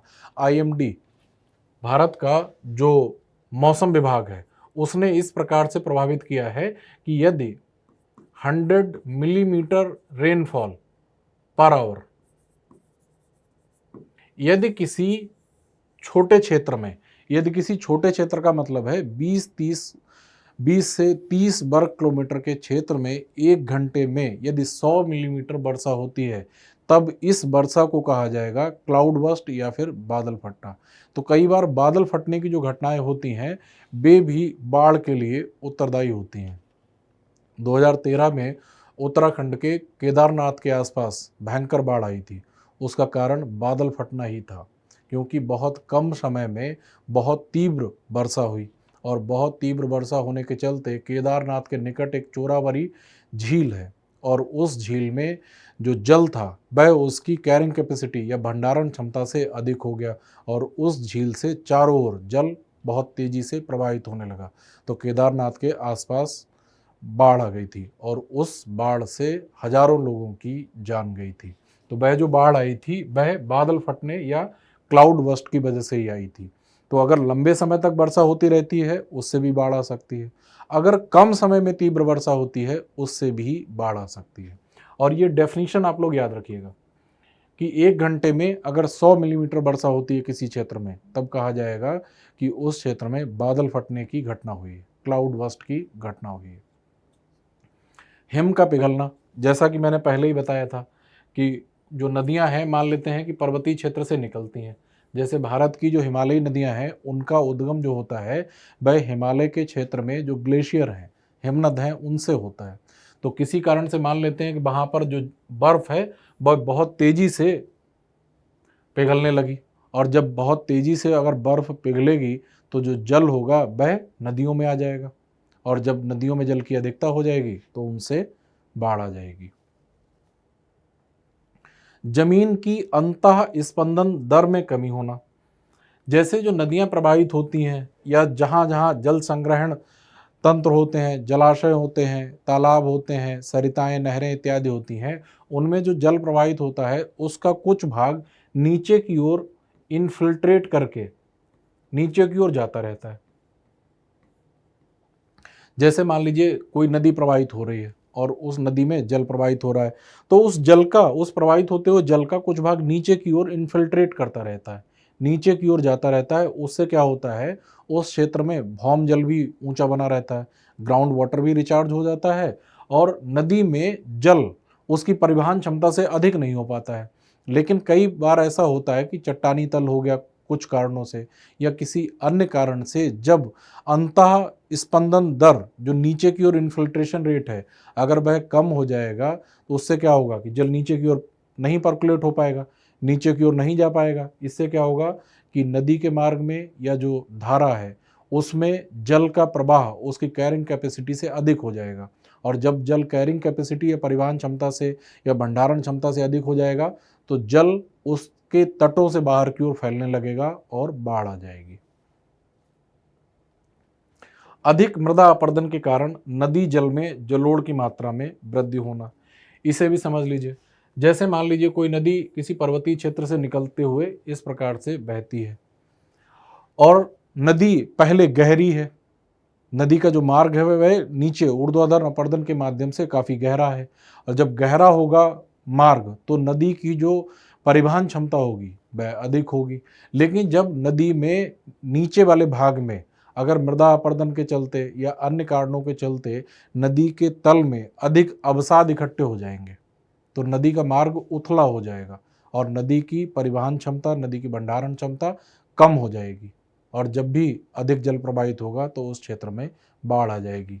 इसे इस तरीके से भी समझिए, जैसे मान लीजिए ये नदी की घाटी है सामान्य रूप से, तब नदी अधिक भंडारण क्षमता वाली है, इसमें अधिक जल परिवहन किया जा सकता है। लेकिन अगर इसकी तली पर अवसाद जमा हो जाए, मृदा अपरदन होता रहे, कटाव होता रहे और वह नदी के माध्यम से नदी की तली में यहाँ पर जमा होता रहे तो जो नदी की घाटी है वह उथली हो जाएगी और नदी की परिवहन क्षमता कम हो जाएगी और बाढ़ आने की संभावना बढ़ जाएगी। तो ये कुछ सामान्य से बाढ़ के कारण थे जो यहाँ पर मैंने लिए हुए थे। अब देखते हैं भारत में बाढ़ से संभावित क्षेत्र कौन कौन से हैं। तो आप लोग इस इमेज को देखेंगे, ये वाली जो इमेज है ये एनसीईआरटी की इमेज है, ये थोड़ी सी ब्लर इमेज है, धुंधली इमेज है। मैंने आप लोगों के लिए एनडीएमए की वेबसाइट से, NDMA source national disaster management authority की वेबसाइट से ये कलर्ड इमेज ली हुई है और इस कलर्ड इमेज में जो जो आप रेड कलर से एरियाज देख रहे हैं ये सभी भारत के बाढ़ संभावित क्षेत्र हैं। एक तो इधर वाला क्षेत्र हो गया, ये असम के आसपास का क्षेत्र हो गया और यहाँ पर ब्रह्मपुत्र नदी के द्वारा प्रतिवर्ष बाढ़ आती है। गंगा यमुना के क्षेत्र हो गए उत्तर प्रदेश बिहार के क्षेत्र हो गए। इधर देखेंगे आप लोग तो पश्चिम बंगाल का क्षेत्र हो गया, उड़ीसा का तटीय भाग हो गया, आंध्र प्रदेश के तटीय भाग हो गए। इधर आप लोग देखेंगे तो गुजरात का क्षेत्र हो गया। इधर यहाँ पर देखेंगे तो महाराष्ट्र का कुछ क्षेत्र हो गया जहाँ पर बाढ़ आती है। पंजाब हरियाणा के कुछ क्षेत्र हो गए, पश्चिमी उत्तर प्रदेश के कुछ क्षेत्र हो गए जहाँ पर बाढ़ आती है। ये भारत के एरियाज लिखा हुआ है, एरियाज प्रोन टू फ्लड्स, बाढ़ संभावित क्षेत्र हैं। भारत में असम, पश्चिम बंगाल और बिहार राज्य सबसे अधिक बाढ़ प्रभावित क्षेत्रों में से एक हैं। और इसको इस वाले मानचित्र पर आप लोग देखिएगा।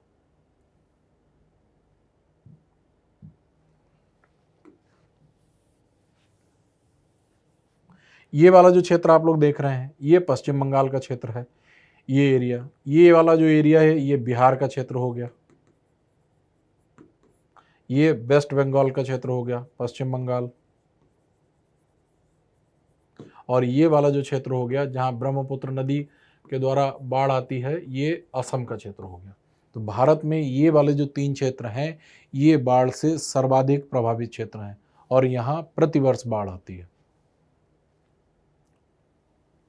इसके अतिरिक्त उत्तर भारत की ज़्यादातर नदियाँ विशेषकर पंजाब और उत्तर प्रदेश में बाढ़ लाती रहती हैं।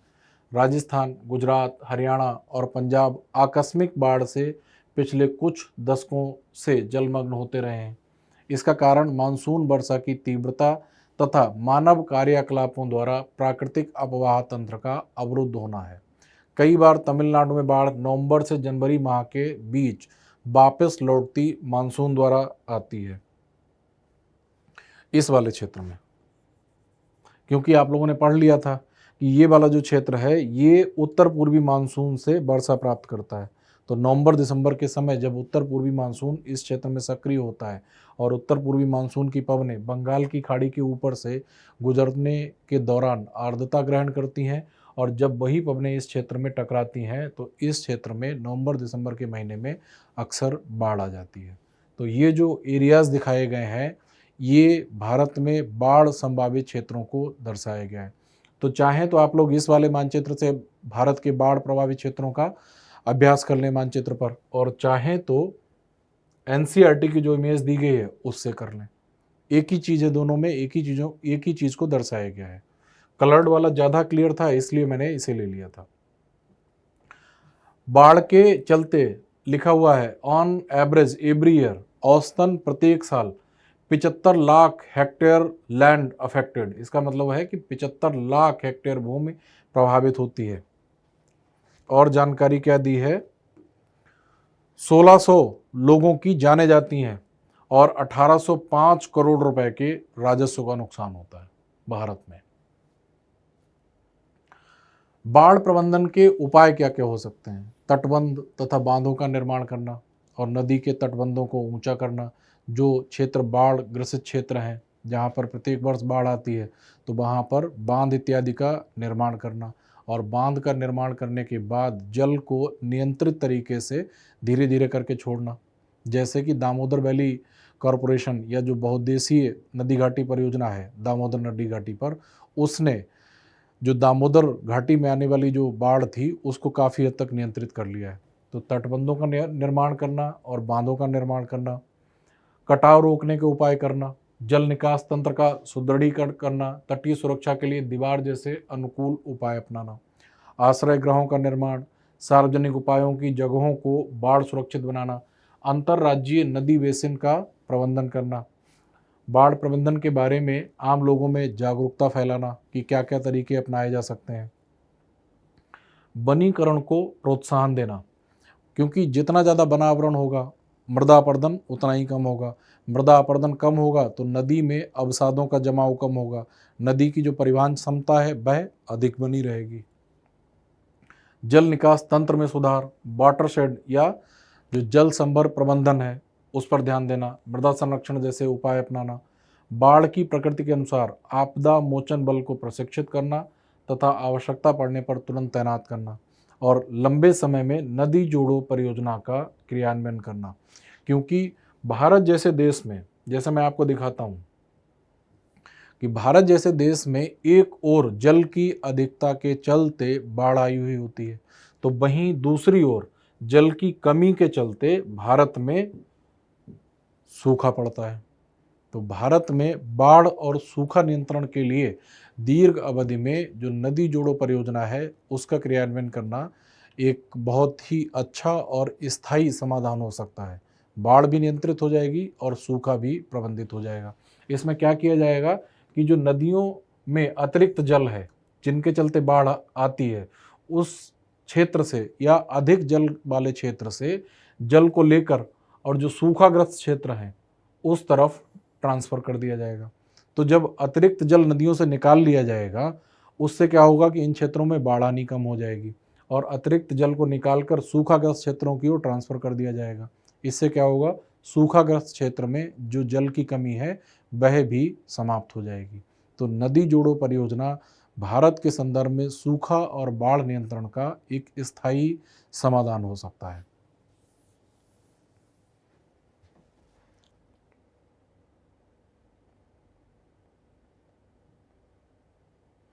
तो यहाँ तक हम लोगों ने बाढ़ प्रबंधन के उपायों को समझा था। अगली जानकारी है सूखा के बारे में, ड्रॉट।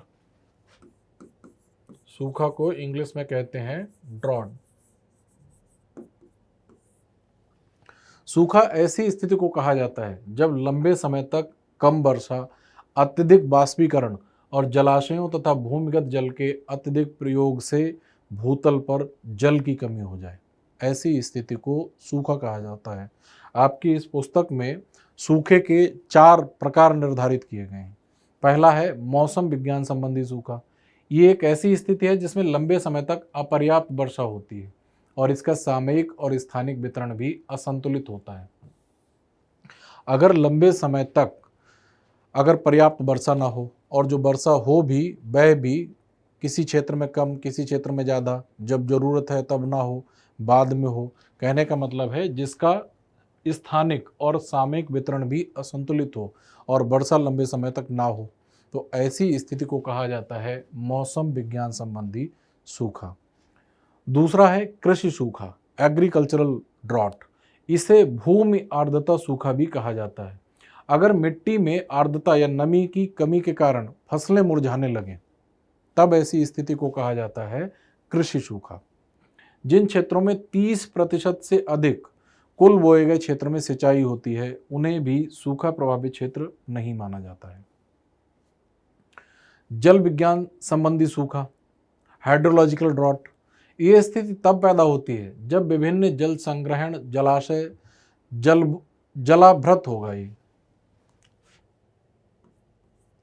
और झीलों इत्यादि का स्तर वृष्टि द्वारा या वर्षा द्वारा की जाने वाली जलापूर्ति के बाद भी नीचे गिर जाए।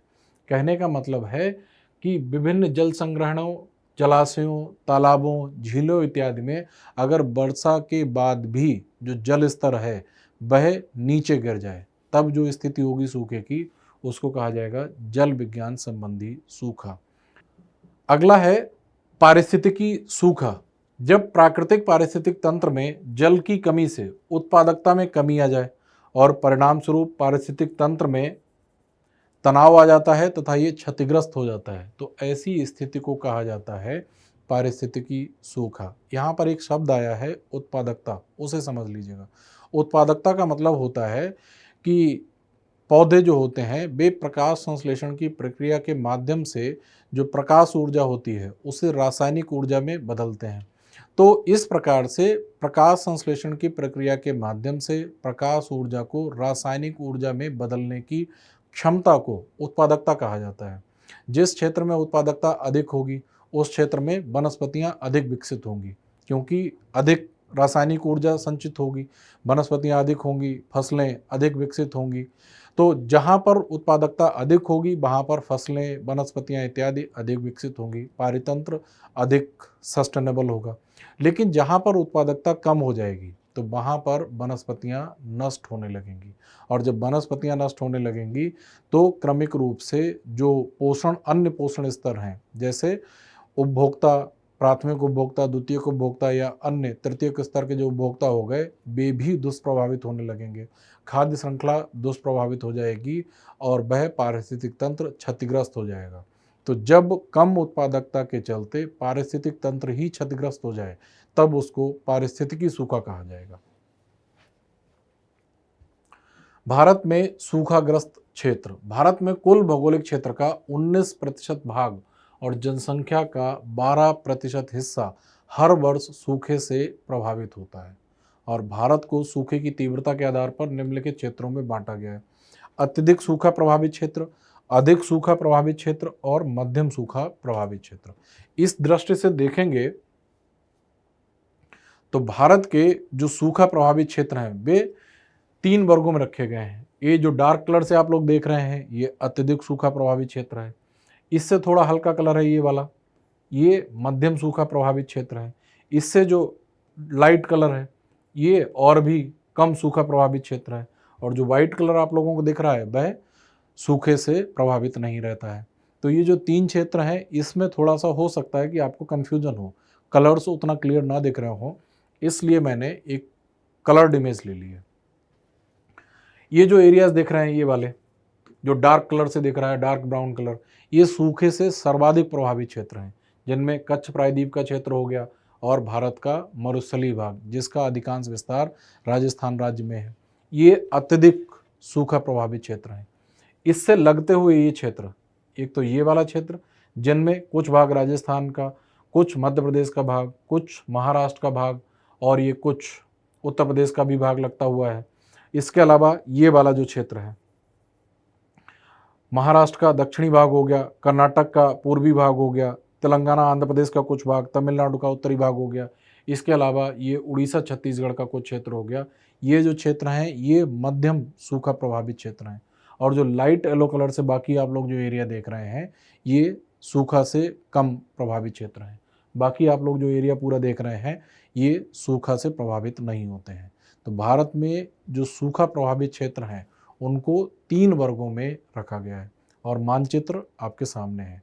ये जो मानचित्र है इनको आप लोग हल्के में मत लीजिए, इनको ऐसा नहीं कि देख के छोड़ दिया, इनको आप लोग अभ्यास करते रहिए, क्योंकि जब कभी भी मुख्य परीक्षा आप लोग देंगे किसी एग्ज़ाम में, पीसीएस में, आईएएस की परीक्षा में या कोई निबंध वगैरह लिखेंगे, तो जब आप इस तरीके से मानचित्र पर अगर प्रेजेंट कर देंगे, मानचित्र भी बना देंगे कि भारत में निम्नलिखित क्षेत्र सूखा प्रभावित क्षेत्र हैं और इनको 3 वर्गों में विभाजित किया गया है, साथ में मानचित्र बना दिया, तब आपके उत्तर का वैल्यू एडिशन हो जाएगा, आपको कुछ अधिक अंक मिलने की गुंजाइश रहेगी। तो इसलिए जो मानचित्र हैं एनसीईआरटी में उनको जरूर अभ्यास करिए। अगर एनसीईआरटी में मानचित्र कोई क्लियर नहीं दिया गया है तो फिर आप लोगों को थोड़ा सा जिज्ञासु होना पड़ेगा और आप लोगों को मानचित्रों को इंटरनेट वगैरह से सर्च भी करना चाहिए और ऑक्सफोर्ड के एटलस की हेल्प भी लेनी चाहिए।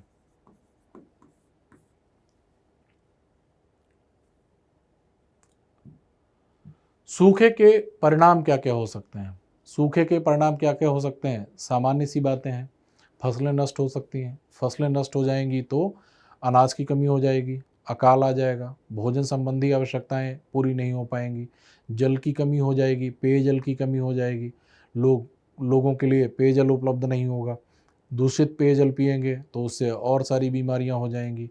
तो ये सारी सूखे की सामान्य सी समस्याएं होती हैं या सूखे के सामान्य से प्रभाव होते हैं। पढ़ लेते हैं एक बार। पर्यावरण और समाज पर सूखे का सोपानी प्रभाव पड़ता है। सोपानी प्रभाव का मतलब होता है एक प्रभाव के बाद दूसरा प्रभाव पड़ना। जैसे सूखे के चलते जल की कमी हो गई, जल की कमी हो गई तो पेयजल की कमी हो गई, पेयजल की जब कमी हो जाएगी तो लोग दूषित पानी पीने लगेंगे। अब जब दूषित पानी पिएंगे तो उससे उन्हें तमाम तरीके की बीमारियां होने लगेंगी। एक समस्या के बाद दूसरी समस्या का उत्पन्न हो जाना, उसी को कहा जाता है सोपानी प्रभाव या कैस्केडिंग इफेक्ट। फसलें बर्बाद होने से अन्न की कमी हो जाती है जिसे अकाल कहा जाता है। चारा कम होने की स्थिति को तृण अकाल कहा जाता है। जल आपूर्ति की कमी जल अकाल कहलाती है और तीनों परिस्थितियां मिल जाएं तो त्रि अकाल कहलाती है। त्रि अकाल का मतलब हो गया जल की भी कमी है, चारे की भी कमी है और खाद्यान्न की भी कमी है। और अगर ये तीनों स्थितियां अगर किसी क्षेत्र में हैं, पेयजल की भी कमी बनी हुई है, खाद्यान्नों की भी कमी बनी हुई है और चारे की भी कमी बनी हुई है, तो ये स्थिति बहुत ही ज़्यादा विध्वंसक होती है, बहुत ज़्यादा नुकसानदायक होती है। सूखा प्रभावित क्षेत्रों में बृहद पैमाने पर मवेशियों का मतलब होता है जानवर, मवेशियों और अन्य पशुओं की मौत, मानव प्रवास तथा पशु पलायन एक सामान्य परिवेश होता है। पानी की कमी के कारण लोग दूषित जल पीने को बाध्य होते हैं। इससे उन्हें पेयजल संबंधी बीमारियां हो जाती हैं, जैसे आंत्रशोथ। आंत्रशोथ का मतलब हो गया हेपेटाइटिस। हैजा, हैजा का मतलब हो गया कॉलरा और हेपेटाइटिस इत्यादि। तो अगर मान लीजिए शुद्ध पेयजल किसी क्षेत्र में नहीं अवेलेबल है, तो व्यक्ति क्या करेगा, दूषित पानी पीने को बाध्य हो जाएगा। और दूषित अगर पानी पिएगा तो उसे तमाम तरह की बीमारियां हो जाएंगी, जिनमें कॉलरा हो गया, डिजेंट्री, पेचिस हो गई या फिर हेपेटाइटिस जैसी समस्याएं हो सकती हैं। तो ये सब सूखे के परिणाम हो सकते हैं। सूखा प्रबंधन के क्या उपाय हो सकते हैं? सूखा प्रबंधन के लिए सूखे की स्थिति में तात्कालिक सहायता में सुरक्षित पेयजल का वितरण करना, दवाइयाँ, पशुओं के लिए चारा और जल की उपलब्धता, लोगों और पशुओं को सुरक्षित स्थान पर पहुंचाना शामिल है। इसके अलावा सूखे से निपटने के लिए दीर्घकालिक योजनाओं में विभिन्न कदम उठाए जा सकते हैं, जैसे भूमिगत जल के भंडारण का पता लगाना, जल आदि के क्षेत्रों से अल्प जल क्षेत्रों में पानी पहुंचाना। और ये काम कैसे किया जा सकता है? एक तो किया जा सकता है टैंकर इत्यादि के माध्यम से, कि जिन क्षेत्रों में जल उपलब्ध है उन क्षेत्रों से टैंकर में पानी भर लिया और सूखाग्रस्त क्षेत्रों में पहुंचा दिया गया। लेकिन ये स्थायी समाधान नहीं है। स्थायी समाधान हो सकता है नदियों को जोड़ने की योजना का क्रियान्वयन करना। इससे क्या होगा कि जो अधिक जल वाले क्षेत्र हैं उनसे अतिरिक्त जल को सूखाग्रस्त क्षेत्रों की ओर ट्रांसफर कर दिया जाएगा, तो सूखे और बाढ़ की समस्या का स्थायी समाधान हो जाएगा। नदियों को जोड़ना और बांध व जलाशयों का निर्माण करना। बांध और जलाशयों का निर्माण करने से सूखा कैसे कंट्रोल होगा? क्योंकि मान लीजिए बांध बनाकर जलाशय बना लिया और उस जलाशय में जल का भंडारण कर लिया और उस जल का प्रयोग जब शुष्क ऋतु आती है तब पेयजल के रूप में कर लिया, सिंचाई के लिए कर लिया। इस प्रकार से बांध और जलाशय के निर्माण से भी किसी क्षेत्र में सूखे की समस्या का सामना किया जा सकता है। उस क्षेत्र में सूखा प्रतिरोधी फसलों के बारे में प्रचार प्रसार सूखे से लड़ने के लिए एक दीर्घकालिक उपाय है। जिन क्षेत्रों में अक्सर सूखा पड़ता है तो उन क्षेत्रों में ऐसी फसलों को बोना जो कि सूखे के प्रभाव को सहन करने में सक्षम हो, या ऐसी फसलों को बोना जिनमें जल की या आर्द्रता की कम आवश्यकता पड़ती हो। वर्षा जल संचयन करना सूखे का प्रभाव कम करने में महत्वपूर्ण भूमिका निभा सकता है। वर्षा जल संचयन करना कहने का मतलब है कि जैसे राजस्थान के क्षेत्र हैं तो राजस्थान में वर्षा जल संचयन अभी भी वर्तमान समय में भी किया जा रहा है। हम लोगों ने इसके बारे में पढ़ा भी था कि वर्षा वहाँ कम होती है, तो कम वर्षा जब होती है तो छतों पर टैंक बनाकर या छतों पर गिरने वाले जल को पाइप के माध्यम से घर के अंदर जो भूमिगत टैंक बनाए गए हैं उनमें स्टोर कर लिया जाता है।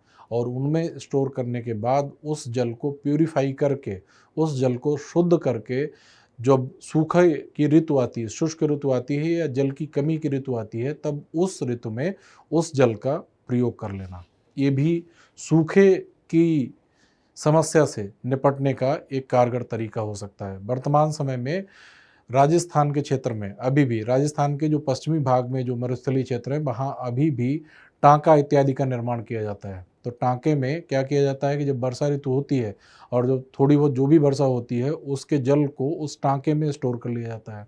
जो भूमिगत टैंक बनाया जाता है उसे कहा जाता है टांका।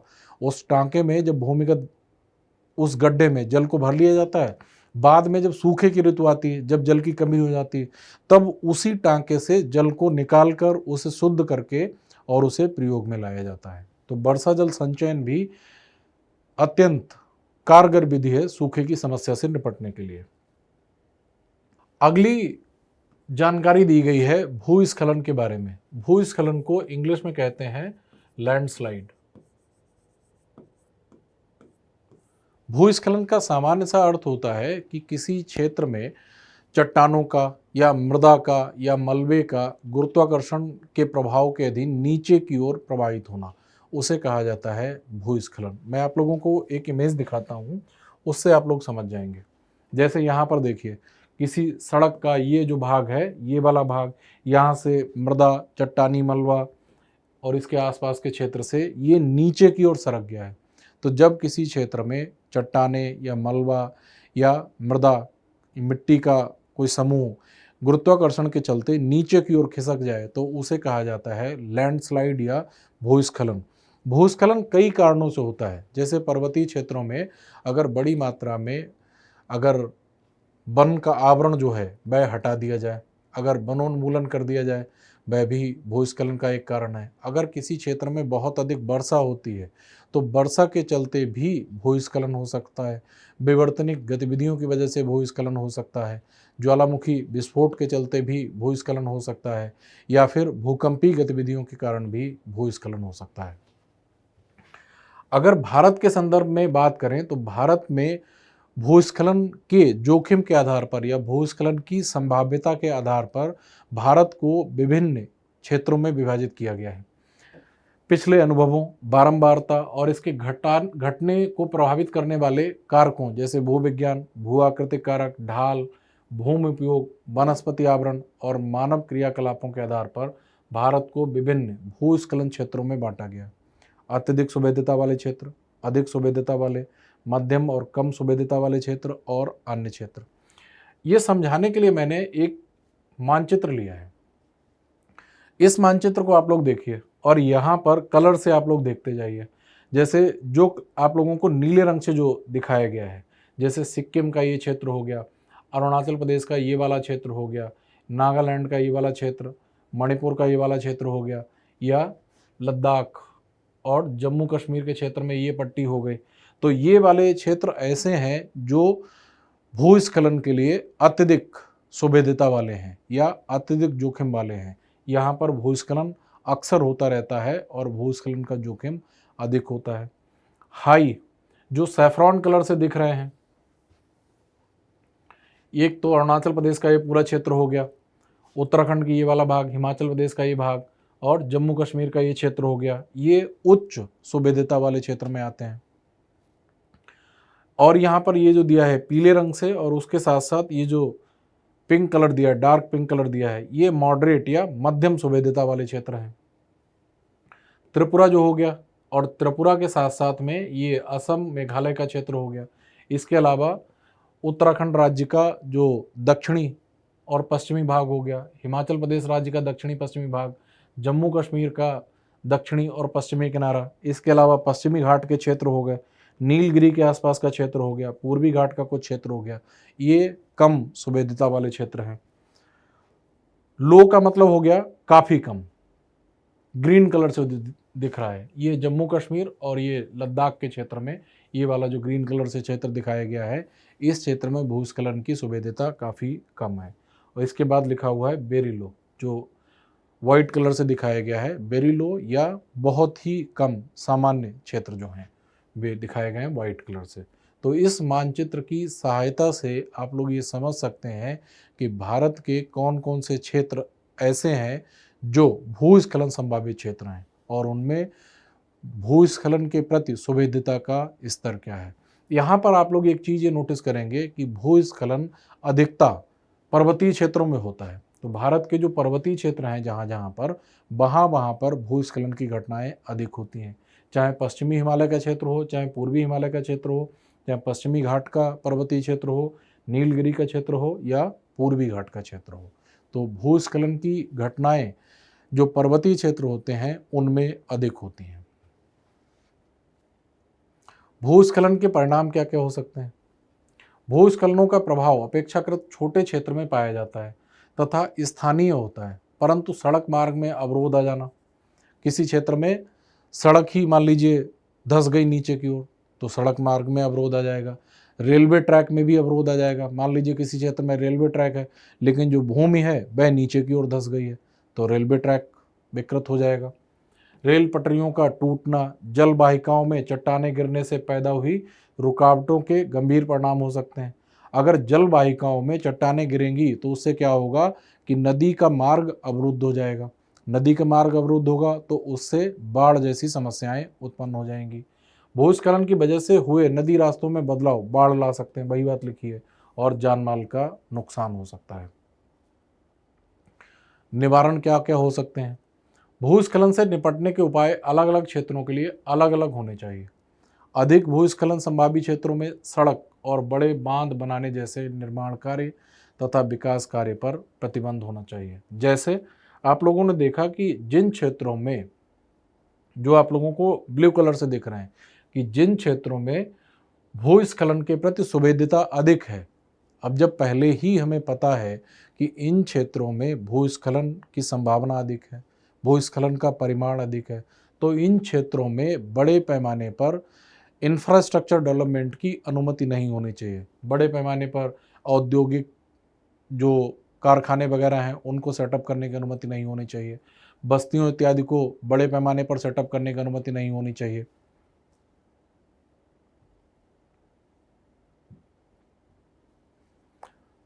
सड़क और बड़े बांध बनाने जैसे निर्माण कार्य तथा विकास कार्य पर प्रतिबंध होना चाहिए। इन क्षेत्रों में कृषि नदी घाटी तथा कम ढाल वाले क्षेत्रों तक सीमित होनी चाहिए तथा बड़ी विकास परियोजनाओं पर नियंत्रण होना चाहिए। सकारात्मक कार्य करना। सकारात्मक कार्य करने का मतलब है कि कुछ ऐसे कार्य करना जिससे कि भूस्खलन की सुभेद्यता कम हो जाए, भूस्खलन की आवृत्ति और उसका परिमाण कम हो जाए। जैसे बृहत स्तर पर वनीकरण को बढ़ावा देना। वनीकरण को बढ़ावा देना या वन रोपण करने से क्या होता है कि जो वृक्ष होते हैं उनकी जो जड़ें होती हैं वे मृदा को जकड़े रहती हैं, तो जहाँ पर वनावरण अधिक होता है वहाँ पर भूस्खलन होने की संभावना कम होती है। जल बहाव को कम करने के लिए बांध का निर्माण भूस्खलन के उपायों के पूरक है। स्थानांतरित कृषि वाले उत्तर पूर्वी क्षेत्रों में सीढ़ी नुमा खेत बनाकर कृषि की जानी चाहिए। शिफ्टिंग कल्टीवेशन से क्या होता है कि वनों का उन्मूलन होता है, और जो शिफ्टिंग कल्टीवेशन भारत में की जाती है वह उत्तर पूर्वी राज्यों में की जाती है मुख्य रूप से, और उत्तर पूर्वी राज्यों में पहाड़ी पर्वतीय क्षेत्र हैं। तो जो आप लोगों ने देखे थे अभी, भारत के उत्तर पूर्वी राज्य जहाँ पर शिफ्टिंग कल्टीवेशन होती है, यही वह क्षेत्र है जो भूस्खलन से ज़्यादा प्रभावित है।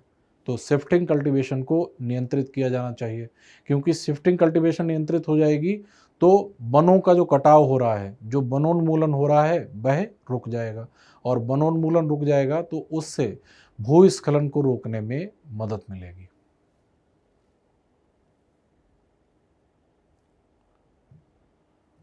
अगली जानकारी दी है आपदा प्रबंधन या डिजास्टर मैनेजमेंट के बारे में। अगली जानकारी दी गई है।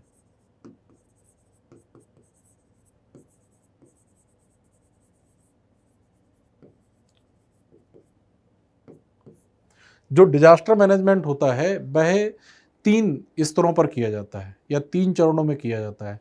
आपदा से पहले के उपाय, और आपदा के दौरान उपाय, और आपदा के बाद उपाय। जैसे कोई आपदा आई तो उस आपदा के दौरान क्या क्या उपाय किए जा सकते हैं, उस आपदा के आने से पहले भी कुछ उपाय अपनाए जा सकते हैं, और उस आपदा के समाप्त हो जाने के बाद पुनर्वास के लिए क्या क्या उपाय किए जा सकते हैं। तो इन 3 स्तरों पर विभिन्न उपायों को अपनाकर किसी क्षेत्र में आपदा प्रबंधन किया जाता है। आपदा निवारण और प्रबंधन की 3 अवस्थाएं हैं। आपदा से पहले, आपदा आई नहीं है किसी क्षेत्र में, लेकिन आपदा आने की संभावना है।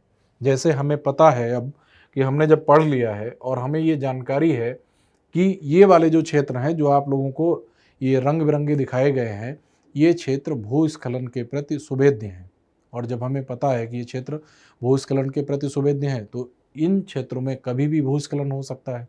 तो भूस्खलन हो उससे पहले क्या क्या उपाय अपनाए जाने चाहिए, फिर भूस्खलन के दौरान क्या क्या उपाय अपनाए जाने चाहिए, और फिर भूस्खलन की घटना जब हो जाए उसके बाद पुनर्वास के लिए क्या क्या उपाय अपनाए जाने चाहिए। इन 3 स्तरों पर विभिन्न उपायों को अपनाकर किसी भी आपदा का प्रबंधन किया जाता है। आपदा से पहले क्या क्या उपाय अपनाए जा सकते हैं। आपदा के बारे में आंकड़े और सूचना एकत्र करना, आपदा संभावित क्षेत्रों का मानचित्र तैयार करना और लोगों को इसके बारे में जानकारी देना। इसके अलावा संभावित क्षेत्रों में आपदा योजना बनाना, तैयारियां रखना कि अगर कोई आपदा आ जाती है तो उस समय के लिए तत्काल कार्रवाई की जा सके, तैयारियां रखना और बचाव का उपाय करना। आपदा के समय, आपदा जैसे मान लीजिए आई हुई है आपदा, चक्रवात किसी क्षेत्र में आया हुआ है, अब जिस समय चक्रवात आया हुआ है उस समय क्या क्या किया जा सकता है।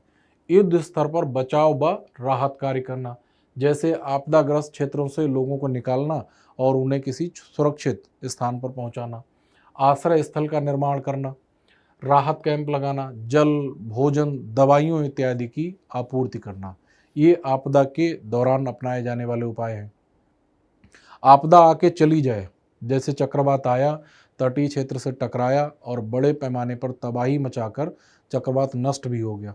अब उस आपदा के बाद क्या क्या उपाय अपनाए जाने चाहिए। आपदा के पश्चात प्रभावित लोगों को बचाव और उनका पुनर्वास करना, जैसे जिसके घर नष्ट हो गए हैं उनके घरों को पुनः बनाना। भविष्य में आपदाओं से निपटने के लिए क्षमता निर्माण पर ध्यान केंद्रित करना और लोगों को जागरूक करना, ये सारे जो उपाय हो सकते हैं वे आपदा के पश्चात हो सकते हैं। तो आप लोगों ने समझा सामान्य रूप से कि जो आपदा प्रबंधन होता है वह 3 स्तरों पर होता है और 3 स्तरों पर विभिन्न प्रकार के उपायों को अपनाकर किसी भी आपदा का प्रबंधन किया जा सकता है। आपदा प्रबंधन अधिनियम भारत में जो प्राकृतिक आपदाएं हैं उन प्राकृतिक आपदाओं से निपटने के लिए, उनके प्रभावों को कम करने के लिए सन 2005 में आपदा प्रबंधन अधिनियम लागू किया गया था और ये अधिनियम जनवरी 2006 से भारत में क्रियान्वित हो गया। और इस आपदा प्रबंधन अधिनियम में किसी भी क्षेत्र में या पूरे देश में किसी भी क्षेत्र में आपदा प्रबंधन के लिए गृह मंत्रालय को नोडल प्राधिकरण बनाया गया है और इसके अलावा राष्ट्रीय स्तर पर राष्ट्रीय आपदा प्रबंधन प्राधिकरण की स्थापना, राज्य स्तर पर राज्य आपदा प्रबंधन प्राधिकरण की स्थापना और जिला स्तर पर जिला आपदा प्रबंधन प्राधिकरण की स्थापना करने का इसमें प्रावधान किया गया है।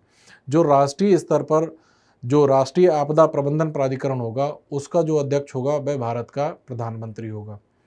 इसके अलावा राज्य स्तर पर जो राज्य आपदा प्रबंधन प्राधिकरण होगा उसका अध्यक्ष राज्य का मुख्यमंत्री होगा और जो जिला प्रबंधन प्राधिकरण होगा उसका जो अध्यक्ष होगा वह जिले का कलेक्टर होगा, डीएम डिस्ट्रिक्ट मजिस्ट्रेट होगा। और ये तीनों ही प्राधिकरण राष्ट्रीय स्तर पर, राज्य स्तर पर और जिला स्तर पर कोऑर्डिनेट करेंगे एक दूसरे से और उस समन्वयन के माध्यम से किसी भी क्षेत्र में आपदा का प्रबंधन करेंगे। आपदा प्रबंधन अधिनियम 2005 और यहाँ पर आपदा प्रबंधन अधिनियम 2005 में जो आपदा की परिभाषा दी गई है उसको एक बार फिर से परिभाषित करने का प्रयास किया गया है। इस अधिनियम में आपदा को किसी क्षेत्र में घटित एक महाविपत्ति, दुर्घटना, संकट या गंभीर घटना के रूप में परिभाषित किया गया है जो प्राकृतिक या मानवकृत कारणों या दुर्घटना या लापरवाही का परिणाम हो और जिससे बड़े स्तर पर जान की क्षति या मानव पीड़ा, पर्यावरण की हानि एवं विनाश हो और जिसकी प्रकृति या परिमाण प्रभावित क्षेत्र में रहने वाले मानव समुदाय की सहन क्षमता से परे हो। तो अगर आप लोगों को आपदा की परिभाषा लिखनी पड़ जाए तो आप लोग इसी परिभाषा को लिख कर आइए और लिखिए कि आपदा प्रबंधन अधिनियम 2005 के अनुसार आपदा की परिभाषा निम्नलिखित है। तो इससे क्या होगा, एक तो आपकी जो परिभाषा होगी वह अधिक व्यापक होगी, दूसरी है कि आपकी जो परिभाषा होगी वह अधिक प्रमाणित भी होगी। तो यहाँ पर सामान्य सी बातें लिखी गई हैं आपदा की परिभाषा में और वही सारी बातें लिखी हैं जिनको हम लोगों ने इस क्लास की शुरुआत में भी समझा था।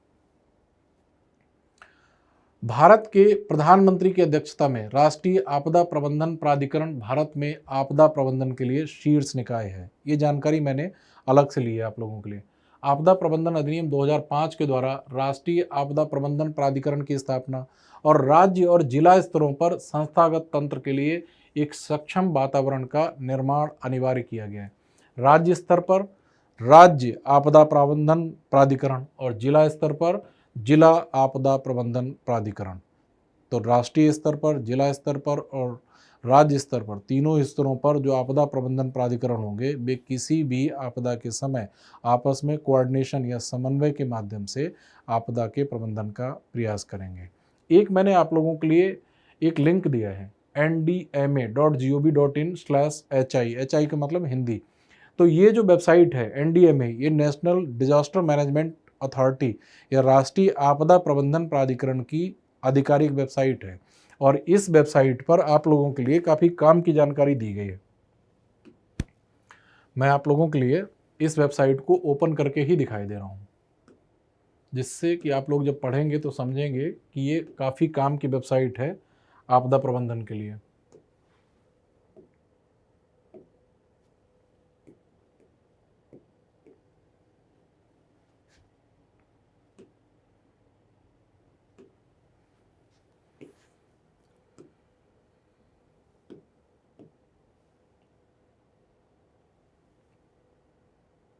ये वही वेबसाइट खुल के आई है, ndma.gov.in/hi है हिंदी में, और इसमें हिंदी में ही काफ़ी जानकारी दी गई। भारत के प्रधानमंत्री की अध्यक्षता में राष्ट्रीय आपदा प्रबंधन प्राधिकरण, ये जो पैराग्राफ है ये मैंने यहीं से लिया था। प्राकृतिक आपदाएं जैसे बाढ़, बाढ़ के बारे में जानकारी, एक मानचित्र, बाढ़ के बारे में क्या करें तथा क्या ना करें, बाढ़ आने के पहले क्या किया जाए, आने वाली हो तो क्या करना चाहिए, बाढ़ की आशंका से आप अपना घर खाली करने को तैयार हों तो आपको निम्न प्रकार करना चाहिए, ये सारी जानकारी। या फिर भूकंप के बारे में जानकारी, भूकंप आए तो क्या करें क्या ना करें, ये सारी जानकारी यहाँ पर इस वेबसाइट पर हिंदी में ही दी गई है। और ये वेबसाइट आपदाओं के संदर्भ में आधिकारिक वेबसाइट है भारत सरकार की, और इसमें आप लोग और भी बहुत सारी जानकारी प्राप्त कर सकते हैं। तो किसी भी विद्यार्थी को जिज्ञासु होना चाहिए, क्योंकि आप सब लोग किसी न किसी कॉम्पिटिटिव एग्ज़ाम की तैयारी कर रहे हैं। केवल किताबों तक सीमित ना रहें, केवल शिक्षक द्वारा पढ़ाई गई बातों तक सीमित ना रहें, बल्कि थोड़ा सा जिज्ञासु बने और नई नई जानकारी प्राप्त करने के लिए कोशिश करें। तो इस संदर्भ में, आपदाओं के संदर्भ में आप इस वेबसाइट को ज़रूर खोलिए और इस पर जो जानकारी मिली है आप उसको पढ़िए।